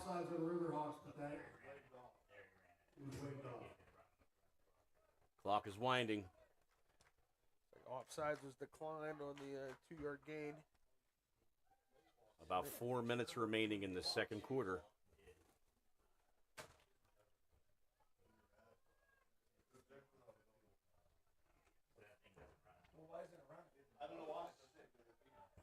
And I'm guessing this is going to be another run. We do have a wide left. Clock issue there they were figuring out. Hand off to Moore. And he rolls into the end zone for a Bethel Park touchdown. Easy as pie on that one. He just rolled around the right side, found a hole, walked right through it. That brings our score. So now we're 33-0 before an extra point attempt.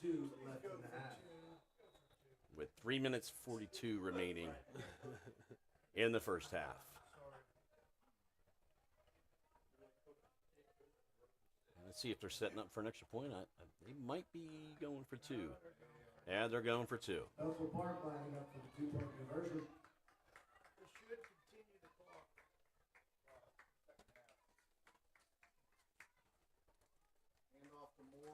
Another handoff to Moore. He's stuffed. He's stuffed. So no gain. Well, we're doing quite well defending the 2-point conversion. Right, right. If nothing else. That's right. That's a positive sign. Well, we need positives out of this, Brian. Exactly. 33-0 here with 3:42 to go in the second quarter.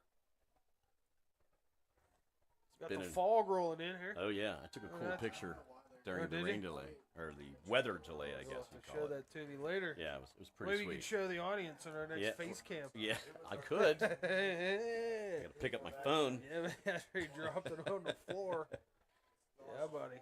Hey, let's not forget to mention some of our sponsors. We got Sprankles of Katanning, who is our scoreboard sponsor tonight, which we'll try and show you the scoreboard here at some point in time. Jablonski and Bartolowicz back to receive the kickoff.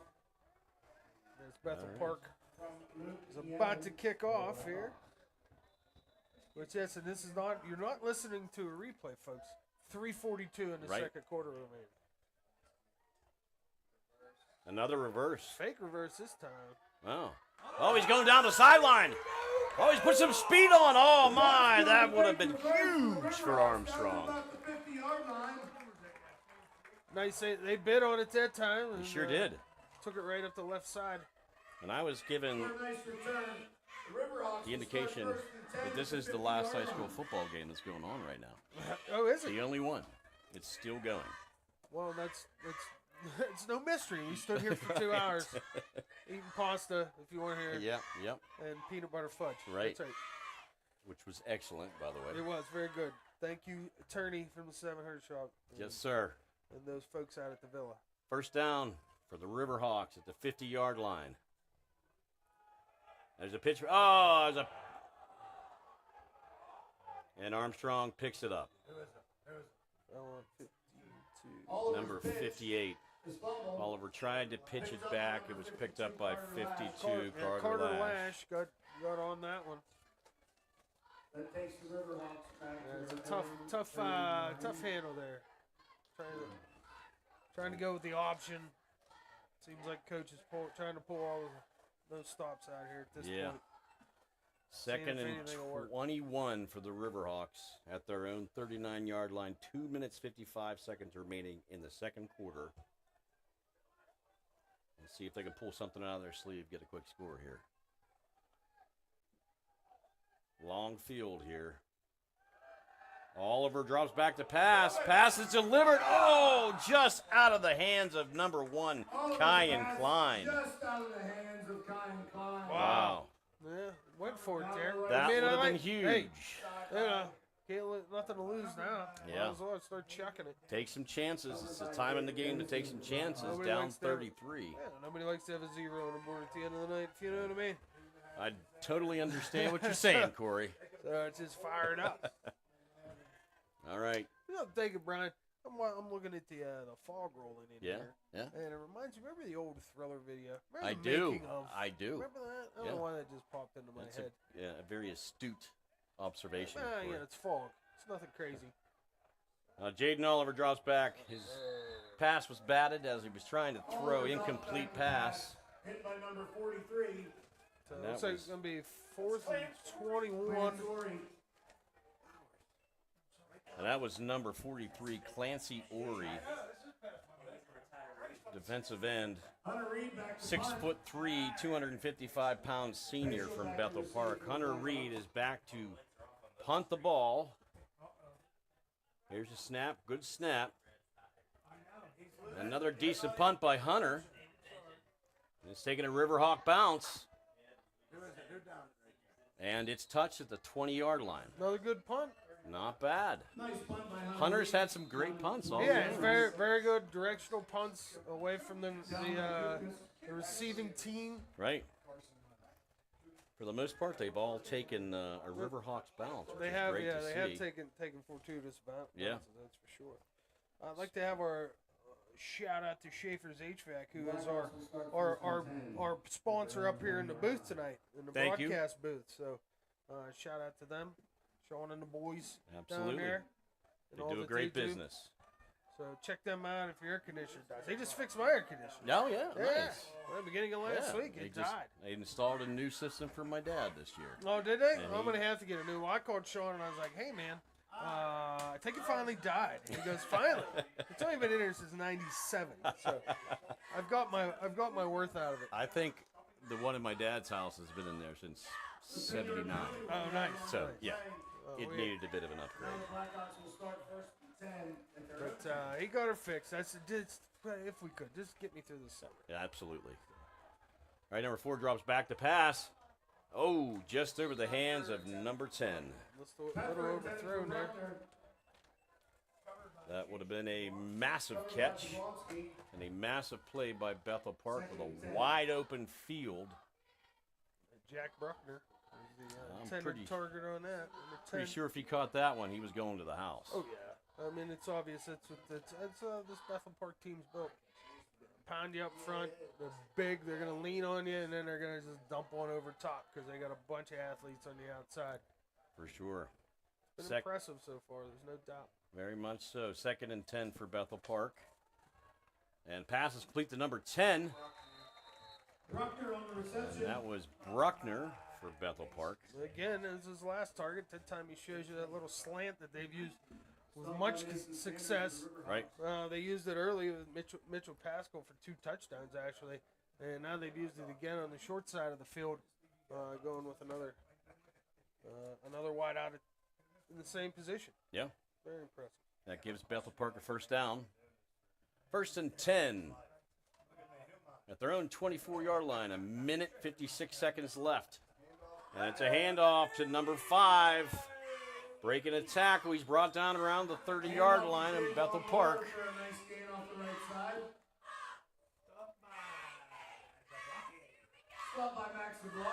And you can probably hear from the PA announcer, it was brought down by Max Zablocki of the Riverhawks. Brings up 2nd and 5 for Bethel Park. Well, the band left. I don't know if we told everybody. Both bands left, yeah. The band's they're like, we're out. So if there is a halftime, Corey and I are going to sing something. No, we're not. Brian might sing something. I'll just hum along. Okay. Number 4. Rolling out to his right. They ruled that a catch. Well, they're going to talk about it. They're talking. Looks like it's going to be a roll to catch. Wow. Jack Bruckner on that reception. That was impressive. A nice catch on the sideline, no doubt about it. Flag on the play at the end of the play. Nope. No, then we have an after the play, a little skirmish. Is that a Yeah. Is that a hootenanny? Is that a Probably some kerfuffle? sort of unsportsmanlike kerfuffle. Kerfuffle. Throwing out some good words tonight. Yeah, you know. Told you I saved you it gotta all have for fun. the second half. I'm half I delirious know, you here. were ready. I'm delirious after the 2-hour delay I we think had. you had a list written down. I did not. It's Oh, all no? in my head. It's Okay. scary. It's scary All right. where it comes from. That's good to hear. Penalty season be against the Riverhawks. It's like a personal foul of Personal some foul? kind. Yep. Personal foul. Personal foul on the Riverhawks. Tack another 15 on after the run. Yeah. Or after the catch, rather. That marches Bethel Park further down the field. And they're at the 42-yard line, 1st and 10. Another pass to Bruckner, breaks a tackle, breaks another tackle. There's a flag on the play. More flags. Bruckner with the screen. Let's extend the longest second quarter in the history of football. Just a few more minutes. Oh, they used all the flags that time. Yeah. It looked like. Yeah, I think all of them came They're out. all on the, they're like, and one guy felt bad. He hadn't thrown a flag yet. Right. Wonder how the stick guy's doing everything. Looks to be, might have to run him some water. Right. He looks a little dehydrated. Yeah. He's hustling. He's hustling. That's all that matters. That's true. 33-0 here. 52 seconds left in the longest second quarter. So it'll be interesting to see whether they're going to continue to play after halftime. Yeah, I'm not sure. We don't know. We were kind of in the dark the whole time during but there was apparently Number 4 back to pass. Another pass to number 5. He's got a wide open field down the middle, cutting to the left, and he's brought down from around the 27-yard line. I think that was number 6 Moore again. And tackled by Chase Jablonski for the Riverhawks. And it's a quick snap. Quick set. Oh, it looks like a catch. Bobbled the ball, and he caught it. Probably going to call a timeout. Yep. Would be my guess. Would make sense. They're looking for another quick score. Well, it would make sense because they want this to be the Guinness World Record for the longest second quarter in the history of football. Why not? Oh, exactly. Hey, why not? I got nothing better to do. Right. That's right. It's a Friday night. It's a beautiful night for football. That's right. Hey, I just want to say, since we're not going to have a halftime tonight, from what we hear, our halftime sponsor is the YMCA. Yeah. Richard Snyder YMCA in Katanning. So we want to mention them because they are our halftime sponsor. So in 29 seconds, we're going to have the shortest halftime. Yes. In the history of halftime. Yes. So following the longest second quarter ever. Looks like we got time out here. Let's forget to mention Bird's Foot Golf Club, one of our main sponsors this evening. It's a challenging 18-hole course located at 225 Furnace Run Road in Freeport. Registration is now open for their Big Cup tournament. It's a very good time, so sign your team up today at birdsfoot.com. There we go. Go do some golfing. Yeah, 2nd and 6 while you still can. Couple more months worth. We got 29 seconds left to go here in the half. Number 4 dropping back. Oh, and it's an easy pass in the end zone. Wide open for a touchdown. Wide open. Another TD for Bethel Park. Mitchell Pascal again, number 5. He's had a heck of a night tonight.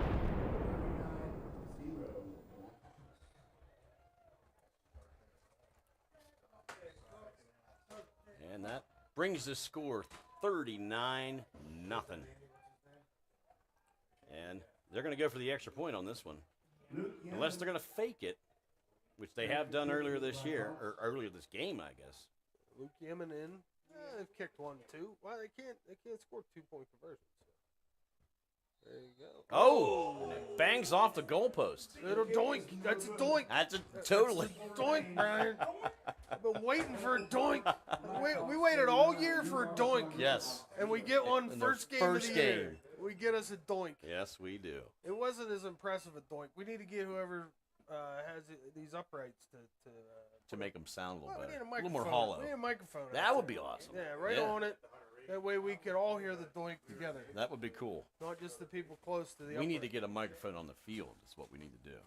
Well, probably not, because we lose FCC violations and all that Yeah, stuff. yeah, I'm sure that's we'll true. have coming to us. But, Licensing stuff. Anyway, involved with 24 seconds left in the second quarter, we're still now at 39-0. And we thank all the 176 people that are still watching that have hung in with us through this 2-hour weather delay. Why not? So Bethel Park's going to kick off from their 40. 24 seconds remaining in the second quarter. 39-0. Bethel Park over the Riverhawks. My bad. Oh. Picked up by the Riverhawks. Breaks a tackle. Still on his feet. And he's brought down about the 40-yard line. Mason Sanders there, new name on the old list, number 19. Number 19. Absolutely. It's a wide receiver and a cornerback, junior, for the Armstrong Riverhawks.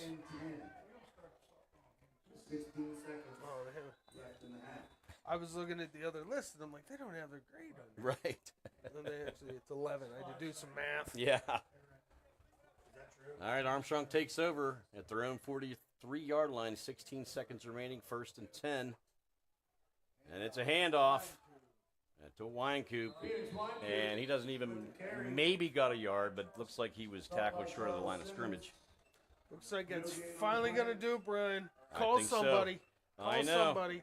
And that is the end of the quarter. That is it. Finally, the end of the longest second quarter in the history of second quarters. There it is. There it is. Wow, that's Yep. louder than the 12 people who are Right. still here are. There's maybe there's well, more about here. 100 I people here. Maybe kid, more I than kid. that. Actually, yeah, there's a good many people. Yeah, I was actually surprised how many people came back. They made everybody move to their cars. Yeah, that's right. And then buses started to roll out of here. Right. And every time there was a lightning strike, they had to tack on an additional 30 minutes for the wait time. That's right. So, that being said, since it is halftime, we'd like to tell you our halftime sponsor again is the YMCA in Katanning, Richard G. Snyder. YMCA, so go there for all your YMCA needs. I was just saying, Brian, during our long delay here, that I got to get my butt back to the gym. Yes. So that's where I go. I pay for a membership, might as well go. Also want to mention some of our sponsors here since we have some time. Steffi's Country Catering. Steffi's Country Catering has been voted Best of the Best Gold Award winner for Best Caterer 3 years running by readers of the Leader Times. And it's no mystery as to why folks come from far and wide to get a heaping helping of Steffi's home cooking goodness. Whether you need to cater a large event like a wedding, reception, or graduation party, or you're just in the mood for a fantastic meal on Sunday, Steffi's has everything you need to satisfy any appetite. Make sure to check out their award-winning desserts, and don't forget to check Facebook for their Sunday takeout specials. Search Terry Steffi on Facebook or give them a call, 724-548-5047. You'll be stuffed and smiling thanks to Steffi's. Steffi's Country Catering. It is some good stuff. It is. Every time somebody had, like, where does this come from? Like, Steffi's. Yeah. Very good stuff. So, well, it looks like we're going to have a short halftime here. 10-minute halftime. So, hey, let's do some more reading. Sounds like a plan. There we are. Let's see. You're the king of the reads tonight. I'm reading anyway. Okay. I gotta bring my cheaters because I got about 4 inches left here, so I can't read anymore. Olson Chiropractic. You know, there is a zoom button there. Well, it'll make it worse. Okay. When the aches and pains of everyday life. So it's just, anyway, Olson Chiropractic. when the aches and pains of everyday life have you stuck on the sidelines, make sure to visit the caring professionals at Olson Chiropractic. 159 Butler Road, Suite 2A, West Katanning. Dr. Ryan Olson and his experienced staff will get you back in the game in no time. And I tell you what, this team does miss Ian Olson. Oh, absolutely. You know, losing Ian was a big crush for the Riverhawks this year, but we wish him the best down at IMG Academy, which is awesome. Sir. How about AIA again? They deserve another read. Armstrong Indoor Athletics, AIA. Located at 138 South Grant Avenue, downtown Katanning, is a premier multi-sport training facility in the region. The newly added turf field can accommodate practices and training for most every sport, including soccer, lacrosse, football, and more. Of course, AIA is a well-established leader in baseball and softball training, and their state-of-the-art facility offers everything you need to help your young athlete take the next step toward success. Be sure to visit Armstrong Indoor Athletics online at AIA.team or call them at 724-599-9761 for more information today. Yes, sir.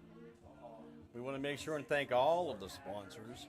AIA, Bird's Foot Golf Club, Body Revolution, John F. Graff Insurance, Olson Chiropractic, Carson Boyer Funeral Home, Sprankles Neighborhood Market, Douglas Insurance Services, Phoenix Physical Therapy, Ryan Bowser State Farm, Steffi's Country Catering, the Richard G. Snyder YMCA, and Schaefer's Heating and Air Conditioning.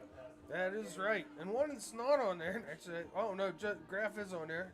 I didn't do his read. Well, let's give John a plug. Let's give Johnny a plug. Our good friend John F. Grant Insurance Agency. John F. Grant Insurance Agency has been serving Armstrong County in western Pennsylvania since 1997.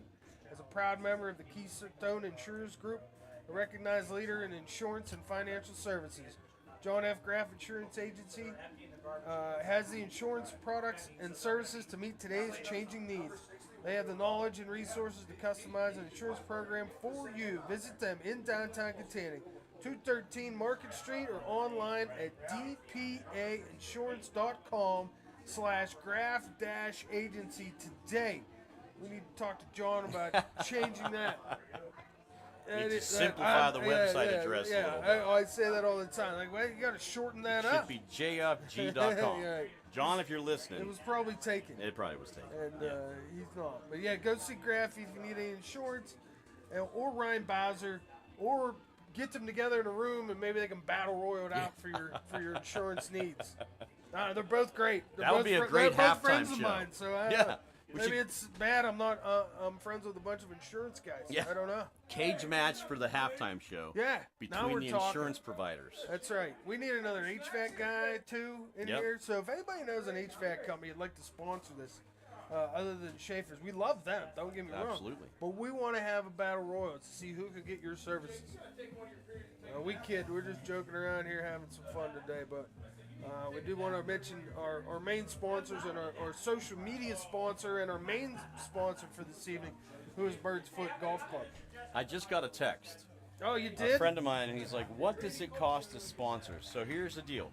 Go to hightopsportsnetwork.com, and I believe it does list the cost to sponsor a broadcast here on High Top Sports Network. So go to the website. There's contact information there. If it's not listed on what the sponsorships cost, just send them an email and jump right in. We love the sponsors. If it wasn't for the sponsors, we wouldn't be able to do what we do here today. That's right. We couldn't do this and have fun and joke around without them.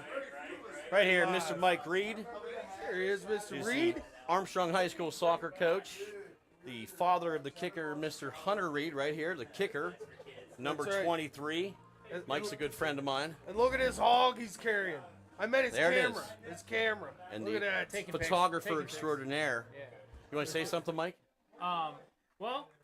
It's raining again. That's all I have to say about this right now. Awesome. But The guys are playing a pretty tough opponent.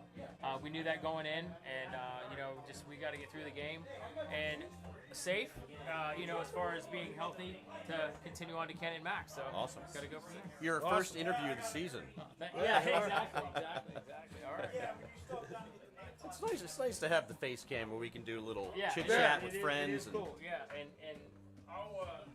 he is on. There we go. Oh, hey, Very I nice. didn't even notice that. He was on the ticket tonight. He's kicking off our home opener season, so that's perfect. Awesome. So Turney Luke, he's Hey. definitely Turney's on it. Like, Hunter's had some great punts tonight. Oh, yeah. Punts, Like yes. really good punts, taking a lot of nice Riverhawk bounces, putting in Yep. the right positions. Yep. So Or kudos to Hunter Reed. Yeah, thanks. Yeah. Thanks.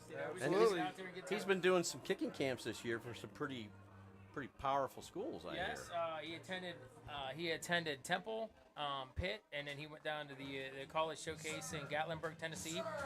So that was some of the camps that he attended, as long as continuing his training with Coles. Awesome. We're gonna get you a mic the next Excellent. time. Yeah, we do. We need a handheld. As we do. Good to see you, Mike. Thanks, Mike. All There right. we go. We got a we're minute doing 30 interviews left. And we didn't even know it. Yes. So let me adjust this quarter here to the third. Should be on point at this point.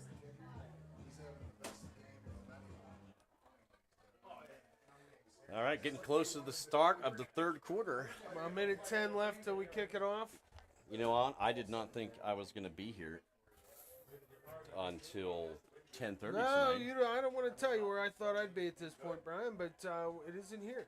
Yeah. But I'm digging these orange umbrellas. Yeah. So I just got another text that said that you need to be this funny on the golf course. Oh, really? Yeah. Exactly. Well, I'm less vulgar here than on the golf course. So I don't know if that doesn't make me funny or what. Oh boy. Yeah. Yes, we're sir. Just trying to have some fun. I think some of our best broadcasts, especially last year, were games that were blowouts. Yeah, for Because sure. We ran out of stuff to talk about. That's what makes it fun. So we just started chit-chatting about whatever. Yep, absolutely. But yeah, it's definitely raining again here. Yeah. We're gonna give you another. That's for you, Corey. Thank you. Yeah, Thank you. that's for you. I appreciate it. Because you've done a great job tonight, my friend. Well, I don't know about that. It's a job. It's a job, and it's getting completed one way or another. Right. All right, we're getting ready to start the second half of this football game. And we've got a score of 39-0 Bethel Park over the Riverhawks. Get back on the sticks here. Sometimes I forget that I have to run the camera. Right. It's like, oh man, it's pointing over there. All right, here's the kickoff from Bethel Park. Really nice kick. And it touches the Riverhawk. He picks it up. And he gets tackled around the 10-yard line. Beautiful kick by Luke Gibbon. So nothing's going to go right tonight, it looks like, for the Riverhawks. That was Luke. Didn't get his last name there. We were here so long, my tablet died. Okay. We're going to have to rely on Brad. You're going to have to tell us who the guys are. Nah, Brad. I think I got it here. It's just coming up. I got it. I got 15% left. Okay.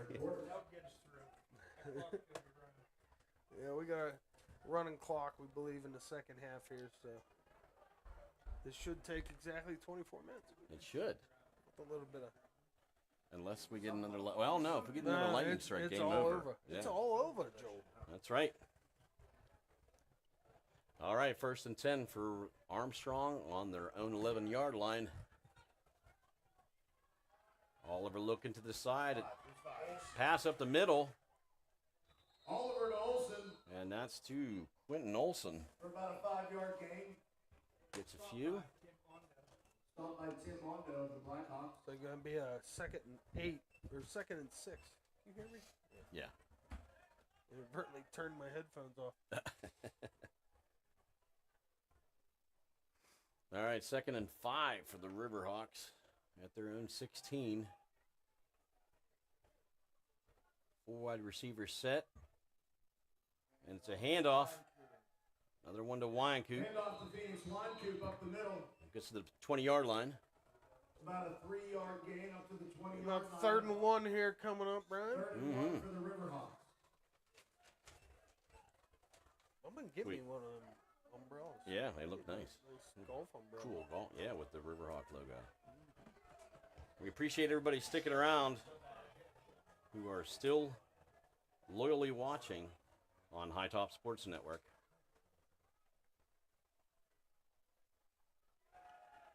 Oh, incomplete pass to number 5, Quentin Olson. And he got nailed. Interesting call there on 3rd and 1. Right. They got to start taking some chances or something. 3rd and 1 there, I wouldn't have minded a run. Yeah, for Unless 3rd you and 1. already knew you were going to go for it, Right. perhaps. Bethel Park's defense has been pretty strong tonight's game. Yeah, to say the least. Yep. Throwing up a donut, you're doing something right. Mm-hmm. So definitely going to go for it on the 4th and 1 for the Riverhawks. Formation shift to the left. And up the middle. Let's see where they spot the ball. I'm not sure they got it. I don't think they got it. Oliver up the middle. Oliver kept it. And not sure whether... Depends on the spot, but where... We're still waiting. We're going to bring out the sticks. I mean... We got. Oh, They're going to bring out the sticks. Guy, don't fall. The new stick guy. Yeah, we got a temporary stick guy. It's clearly short. What are we doing? Yeah. Like it's raining. It's approaching midnight here. It feels like it. Well, here we go. Here's the measurement. Oh, they gave it to him. Wow. First down, Riverhawks. All right, I'm going to take everything I said back. Everything. It's my fault. I did not think they got it either. We like the new stick guy. Stick guy's doing a great job. All right, first down for the Riverhawks at their own 20-yard line. Oh, is that Roach over there? That's how we got it. Ah, okay. Roach is the new stick guy. Nice. And cheerleaders came back. I thought they took off. No, they stuck around. Okay. Yeah, they don't have like tubas and stuff. Right. They let them stick around. And pass is complete to number 1, Kyan Klein. And it takes about 3 guys to get him out of bounds. Nice effort there. Got him about 6 yards total. Yeah, here's a flag. Looks like unsportsmanlike conduct on number 78. There's another flag. How many more flags we got? A couple of flags on the Wow. play at the end of the play. And that appears to be on the Riverhawks. That's going to back them up, I believe. Didn't see exactly what happened there, but Yeah. apparently Rocco Swartz was into a little bit of Some chirping. chatter Yeah. with the opponent. It's not what you want in this situation. Being down 39-0.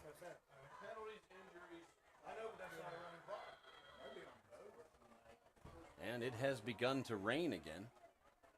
First penalty is an unsportsmanlike conduct on Armstrong. Unsportsmanlike conduct. Sideline warning. Sideline warning against Armstrong. A little bit of everything on that play. Yeah. Probably what the second flag was.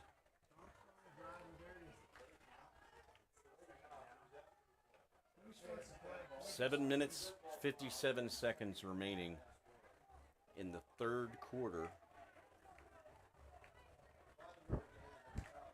That is a dead ball foul. So the play will count. But Armstrong oversees. And they're moving the ball back. At the end of the play. Oh, here's some math for the stick guy. Yeah.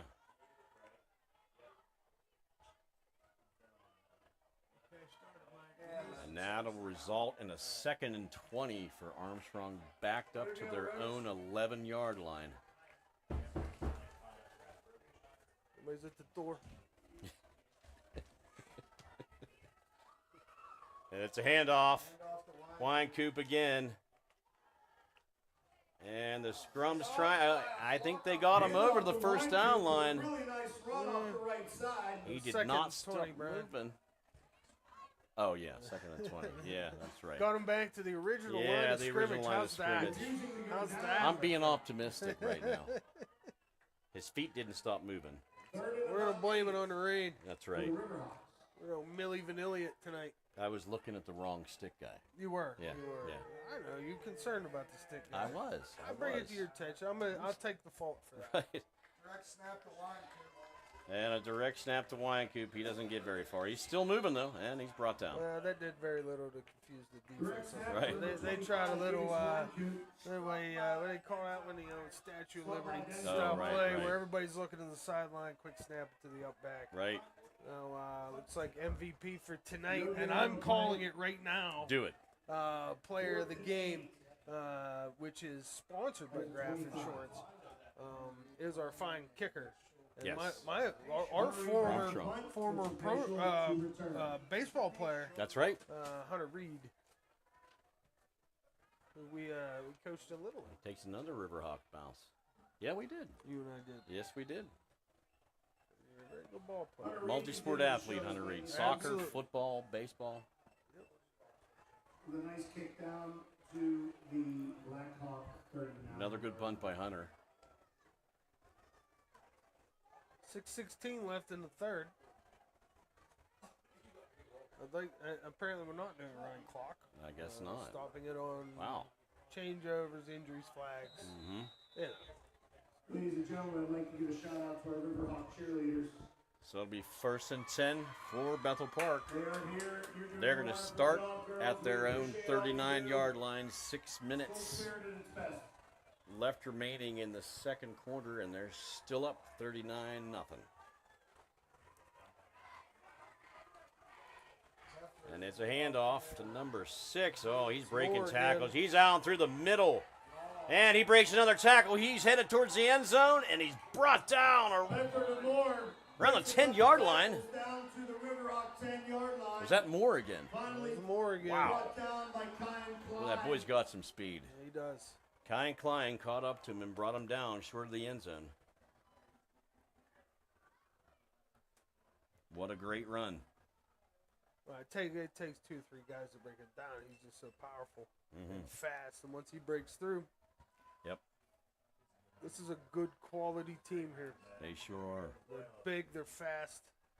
They got a good quarterback. They're going to be fun to watch the rest of the year. Absolutely. 1st and 10 at the Riverhawks 9. Not so much fun to play Yeah, right. against, that's for sure.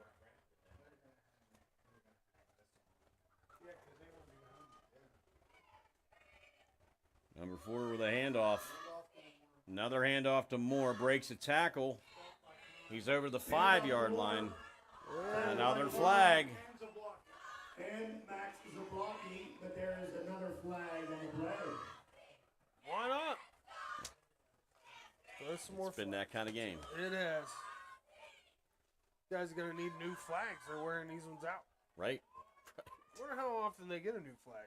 Like, That's a good do they have question. to purchase their own flags? That's another good Is question. it something that the WPIAL You gives know, them? I doubt it, because I know that. You think it's you have to personally? I think so, because I know for baseball umpires, you got to purchase your own stuff. Well, sure. You know. But they have to be a uniform color. Right. They can't have like a burnt orange. Right. They got to be yellow. Right? There is a place though in Pittsburgh where I bought umpire equipment and umpire clothes. Yeah. They do sell. You just buy them at Joe's Army Navy. Yeah. That's where I bought mine Back in back the day. Well, It's no longer around. No, it is not. That's where I bought mine. Mm-hmm. I still got that stuff too. I'm not sure what the penalty was there. There's a. But they backed them up quite a bit. Nobody knows what the penalty was. We're just gonna go Looks with. like it was about a 10-yard penalty there. Yeah. Roughly. Sure. All right. Call it 10. Looks like 2nd and goal from the 19. All right, 2nd and 19. Another handoff to Moore. And he's through the middle. And it's a touchdown. Bethel Park touchdown. Looks Looks like it doesn't really matter with a little insult to injury there at the end. Another touchdown for Javon Moore. Javon Moore, the ball carrier, rumbles into the end zone. Yep. And the that's rain's now back. 45-0. I think probably at this point, Armstrong could hope for a little lightning to end this now. Right. And they're going to attempt the extra point. Given back to attempt the extra point.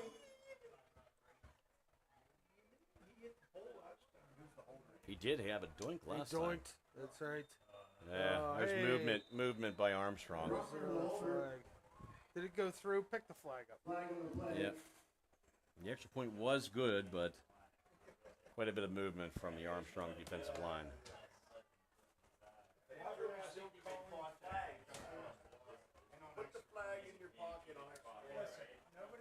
I mean, at this point in the game, what's the use of throwing the flag on an extra point? Just tough sledding. And then Yeah. they can't figure out. Okay. But they're going to kick it again. I'm getting tired, Brian. You know how I know I'm getting tired? Because I get ornery. Yeah. And I'm starting to get a little ornery here. Right. So I All right. apologize to the. Well, we got 155 viewers, so We do. sorry if I sound a little And that's good. irritated with the amount of flags we've seen here Right. tonight. No flags flag. on that. That's something we to We celebrate. had a standing ovation up here in the press box We did. for no flags on the play. That's 46-0 now. The Bethel Park Blackhawks Get over on the that. Armstrong Riverhawks. I'm impressed. I really only screwed up the scoreboard at the beginning. Yeah, you did. You've done great, my I friend. mean, it's accurate. Yeah. It does. It's not cool, but Yep. it's accurate. But that's all we can ask for. Did he really? 3:38 in the third. And it is 10:43 p.m. It's about bedtime, my friend.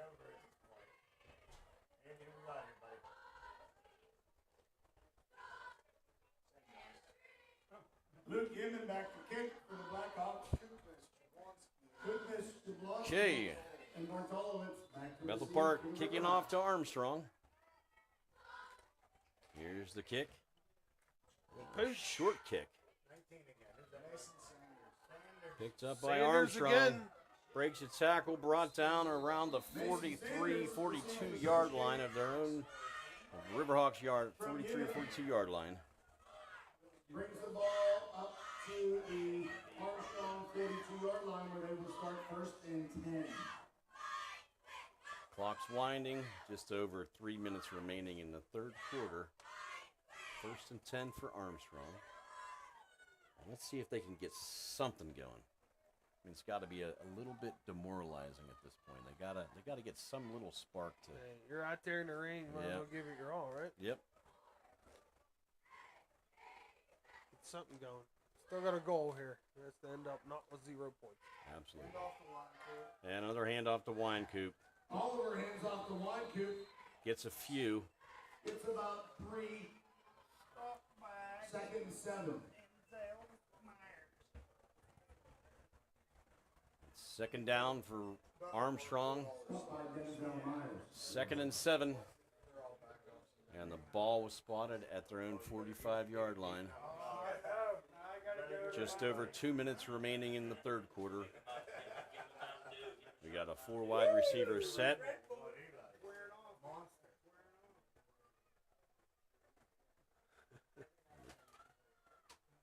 Gotta love the conversation in the broadcast booth. Yeah. Side conversation. Right. Quite entertaining. And Pitch to Winecoop. not much. He's going to be tackled for a loss. Lost the 3 he just gained. Stopped by a flock of Blackhawks.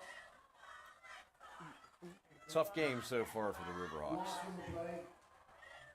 They had a couple flashes of defensive excellence in the beginning of the game, but since then it's been tough sledding. Been a long time since that interception way back in the first quarter. Right, right. You know what I mean? It's, because they haven't even been in the red zone for me to announce a red zone sponsor this evening, who is our friend Ryan Bowser down at State Farm. Go see him in Ford City if you need some insurance, go see Ryan. Oliver back to pass. He's just overthrew him. Well overthrown. I think that was intended for 14, Chase Jablonski. Intended for Jablonski is incomplete. What's interesting about Chase Jablonski is kept the same number in football and baseball.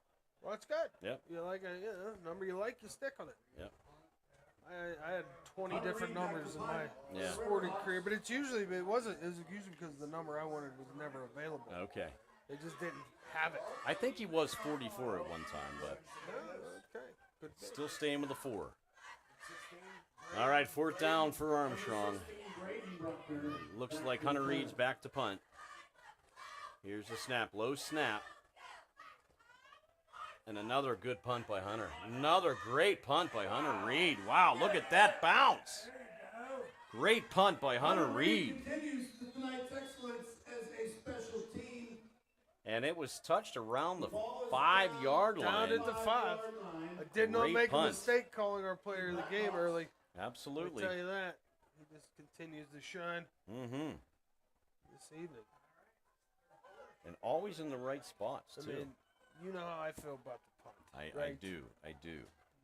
But tonight, that's been very impressive. Yes. What the young Mr. Reed has done Absolutely. in the face of pretty much a whooping Yes. at this point. Yep. We're 46-0 for your shining light to be your punter. Right. Not really what you want, Right. but it has been impressive, that's for sure. 21 seconds remaining in the 3rd quarter. 1st and 10. Another handoff to Moore. And doesn't get much. Come back to the line of scrimmage. Yeah.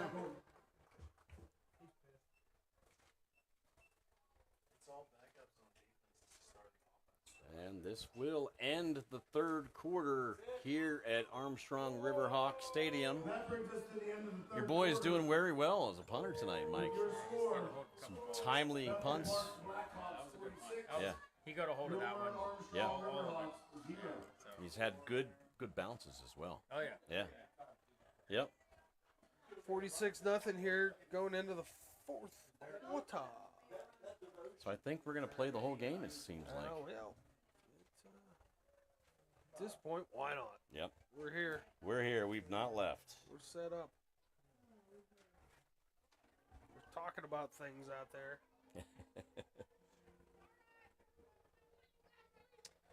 What haven't we read tonight? Got to do a lot of reading there while we were on break. We did. Here, Brian, why don't you read something? All right, I'm gonna give you a read There here. you go. My turn to read. This is the portion of the show called Brian Reads. All right, here we go. We're going to talk about John F. Graff Insurance Agency again. We've only given them a little bit of love. So, John F. Graff Insurance Agency has been serving Armstrong County in western Pennsylvania since 1997. As a proud member of the Keystone Insurers Group, a recognized leader in insurance and financial services, John F. Graff Insurance Agency has the insurance products and services to meet today's changing needs. They have the knowledge and resources to customize an insurance program for you. Visit them in downtown Katanning at 213 Market Street. We got there with a long run from Moore. Wow. They took no time. There was really no break there. We apologize. We did have a disconnection there, Oh, what happened? and it seemed like it reconnected immediately. So Oh, I'm okay. not sure Is what that happened that there. odd noise in my Yeah, ear that was that strange noise. Ah, cool. That's only when I started reading something. Yeah, see, you know? screwed it all So up. I guess I'm not allowed to read anymore. No more reading for you. I'm done. It's all right. I think we're all done reading. Yeah, we've done a lot of reads For the tonight. evening. We've given our sponsors a lot of love, and we could not do this without them. So we thank you very Absolutely. much for being a sponsor for High Top Sports. If you want some sports, or if you want to become a sponsor, go to the website hightopsports.com. Become a sponsor, and we'll read your stuff for you. Yeah, that's right. We'll write it for you if you like. I don't really want to do that. We'll let you write your own stuff, but definitely get some sponsorship going so that we can continue to broadcast these games. Amen. Free of charge. Free of charge. On the YouTube. 2nd and 6 for Bethel Park. Another handoff to Moore. Brought down at the 20-yard line. Maybe short of the 29, maybe the 19. Number 6, Javon Moore. It's going to be about a 3rd and 4 or 5. Boy, he's been a powerhouse for Bethel Park. Impressive. Tonight. Impressive. Kid has got some speed. Keeps his feet moving. They definitely have the right makeup of a championship team. They got speed and size on the outside, speed and size in their tailback, and a quarterback that can see the whole field and deliver a ball to anywhere on the field. And to no surprise, more yellow stuff on the field. And it appears to be offsides by Armstrong. It was definitely offsides. It was one of those ones you kind of don't want to throw it, but you have to throw it. Yep. So I won't blame them. Right. So that makes it 1st and 10. It did give Bethel Park and the Blackhawks another first down. 9 minutes, 28 seconds remaining. Here's the pass. Ooh. Looks like pass interference, and I don't see a flag thrown, though. There was definitely contact before the... I think the back judge's flag finally wore out. It just wore out. Wow. Brad says they're tired of getting wet, ready to go home. That makes sense. I tend to agree with him. 2nd and 10 for Bethel Park at the Armstrong 15-yard line. We are in the 4th quarter, 8 minutes, 45 seconds remaining. 46-0.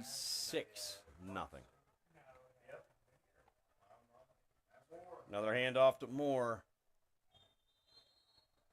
So got a couple there. Another handoff to Moore. And stopped by Dozik Zablocki from the Riverhawks. 3rd down.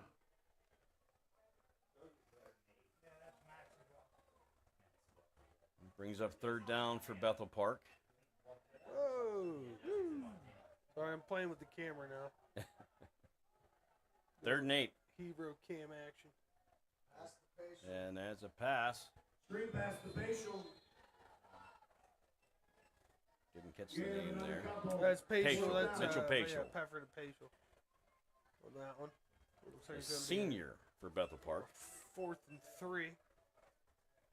Clock continues to wind.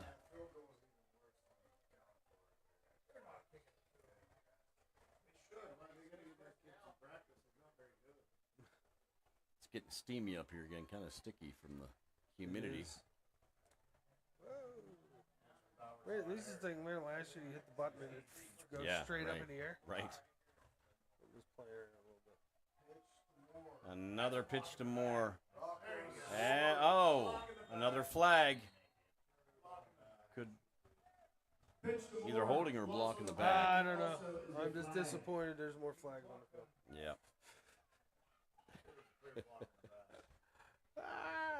See? Are they calling it holding? Penalty on the Blackhawks. Armstrong will decline, and it is a turnover on down. Okay. There we go. A little turnover on down action. Yeah, good point. They did stop him on that series. Yeah. Yeah. With a lot of backups in, honestly, at this point. Well, it makes sense. You don't want your starters to get hurt this kind of game with the rain and the score. Well, that's the time you get the younger guys playing time as well. Get them some experience. We thank all the viewers that are still with us. So thanks for sticking around. Yeah. Still got 155. Nice. That's excellent. They did fall asleep originally. Yeah, they did. Right, yeah, exactly. I said that. Yeah. Half During the asleep. replays. They just left it on their phone.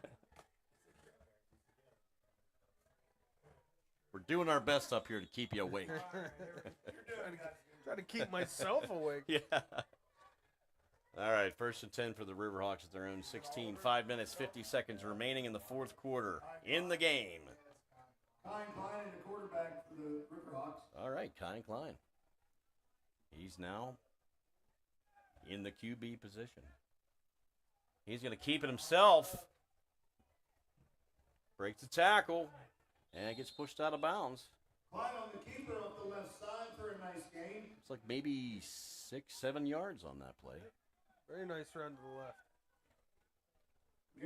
And knowing Kyan, he's a competitor. That kid does not give up. Heck of an athlete. No, I hope none of these kids give up. To be honest with you, I mean it's just not a good performance. It is what it is. And they're playing a great team. I mean, Bethel Park's a great team. There's no doubt.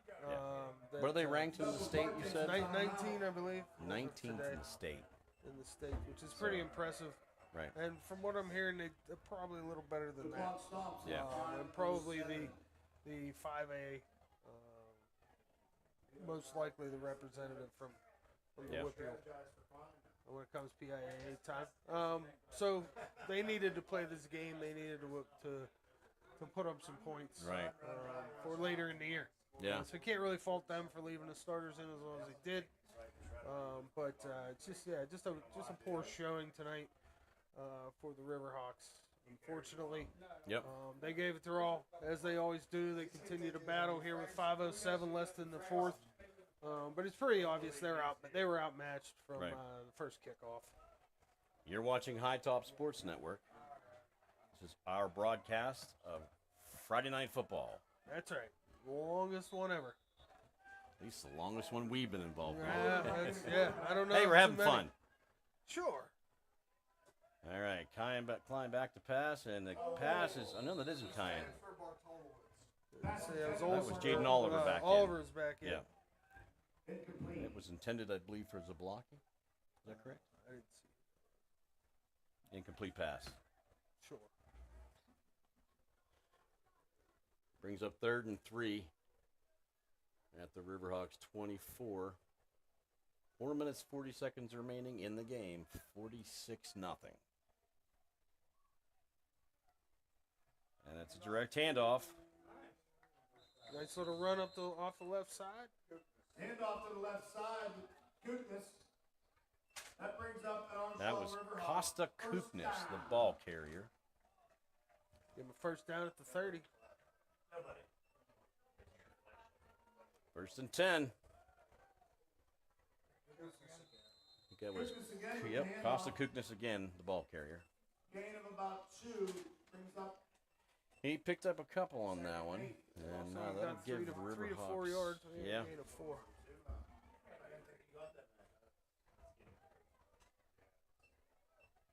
Second and 7 at their own 30. Running clock. And all over to Chase Jablonski. Chase breaks over the 40, tackled about the 42-yard line. That is another Riverhawk first down. That's first down. Tackled by Tanner Vogel of the Blackhawks. I have him on my roster here. Tanner Vogel brought down Chase. And it's a handoff. Handoff to Winecoop. Tackled short of the 45. 2 yards on the play, but there is another flag. Flag on the play. I'm gonna start talking. I'm gonna stop talking. I want to talk to this guy about how many times his flag comes out of the pocket tonight. Oh Man, boy! I'm not gonna say anything. Wonder how wet those flags are at this point in the game. As many times they've been on the ground. Yeah, They're soaked. Right. Yeah. Probably weigh about 20 pounds at this point. First and 10 at the Blackhawk 48. All right. Nah, officials are doing a fine job. I'm sure they were all legitimate penalties, but yeah. They got to call the game, so. Yeah. First and 10 for the Riverhawks at their own 48-yard line. Oh, I'm sorry, at the Bethel Park 48. And here's the pass. You got him. Oh, just misses Chase Jablonski over the middle. Pass just missed. He was Chase open. Wow. Jablonski. That pass is incomplete. From Chase did a heck of a job trying to dive for that ball. Man, that would have been a great pickup. He would have caught the ball at the 15-yard line at Bethel Park. Would have been a big play. Would have been some hope to get some points on the scoreboard. Now that results in 2nd and 10. 2:10 left here. Oliver back to pass again. Pass is complete to Winecoop, tackled at the 40-yard line. Pass completed to number 25, Phoenix Winecoop from Oliver. Stopped by Jack Johnson, Blackhawks. But got about an 8 on that. Ball at about the 40-yard line. Looks going to be about 3rd down and 2. Yes, sir. 3rd down and 2. Around a minute 30 remaining in the game. Low snap. And Oliver's going to keep it himself up through the middle. Oh, he's passed down to the 20. Breaks another tackle. Down to the 10. And he gets in the end zone. Jaden Oliver taking it himself. Riverhawks touchdown. With a beautiful run for the Armstrong Riverhawks. Puts it in the end zone for our first score of the game. There we go. Armstrong gets on the board. Now that's what you want to see. Yeah, no loss of fight in the boys, that's for sure. Amen. Nice run. That takes heart right there. When you're down by that many points and these kids are not giving up. They're fired up, trying to do what they can to not get the goose egg. See if our MVP get himself an extra right. point here. Hunter Reed attempting the extra point. High snap. And it's good. Hunter Reed with the extra point. That brings the score to 46-7. Once again, Mr. Dependable, Hunter Reed. Hunter Reed with a successful extra point attempt. And we got 1 minute, 19 seconds left to go in the game. It's nice to see Armstrong put some points on the board. 7 looks better than 0. Yes. That's for sure. Much It was better. nice to see the kids still fight. Amen. In that last drive. They don't want to get shut out. Nobody does. Yep. You got to give it to these boys. Playing in the rain, 2-hour delay, weather delay. Yeah, I was ready to leave 2 hours ago. Yeah. Like, I mean, it's 11 o'clock heck, I saw here. the buses rolling. Right. I thought the other team was on them. I'm like, the buses are leaving. There was the band. The band is leaving. They're like, we're out of here. Right. Can't get our tubas wet. All right, we missed our halftime entertainment. Yes, sir. I was really hoping you were going to sing something. Maybe next week. We'll see if they have us back after this. Right. I believe we are doing next week's game here. Oh, yeah. Yeah. I believe so. So come and join us again. And for those of you who fell asleep and you're rewatching this on YouTube, on High Top Sports Network. High Top Sports through YouTube. Network, you're allowed back. I didn't mean to make fun of you for needing a nap. I need a nap. So I do. All right, Hunter Reed's going to make the kickoff. 1 minute 19 left in the game. And here's the kick from Reed. Really nice kick. Great kick by Hunter Reed. They went out of bounds. Goes out of bounds at 2. At the 2. Would have been a great punt. Yeah. Unfortunately, Okay. We're told to take some food home. You can take it home, Corey. There's a meal with 2 salads and then a bag with just 2 salads. Awesome. I'll take the salads. Yeah, all right. Excellent. Awesome. It's one of the benefits of working these games. You get fed. Yeah. It's usually good stuff. So our assumption is here they're going to kneel out this clock. Yep. And then this, and the pain, so to speak. Right. It's 11:05. This is by far the latest high school football game I've ever been at. Me too.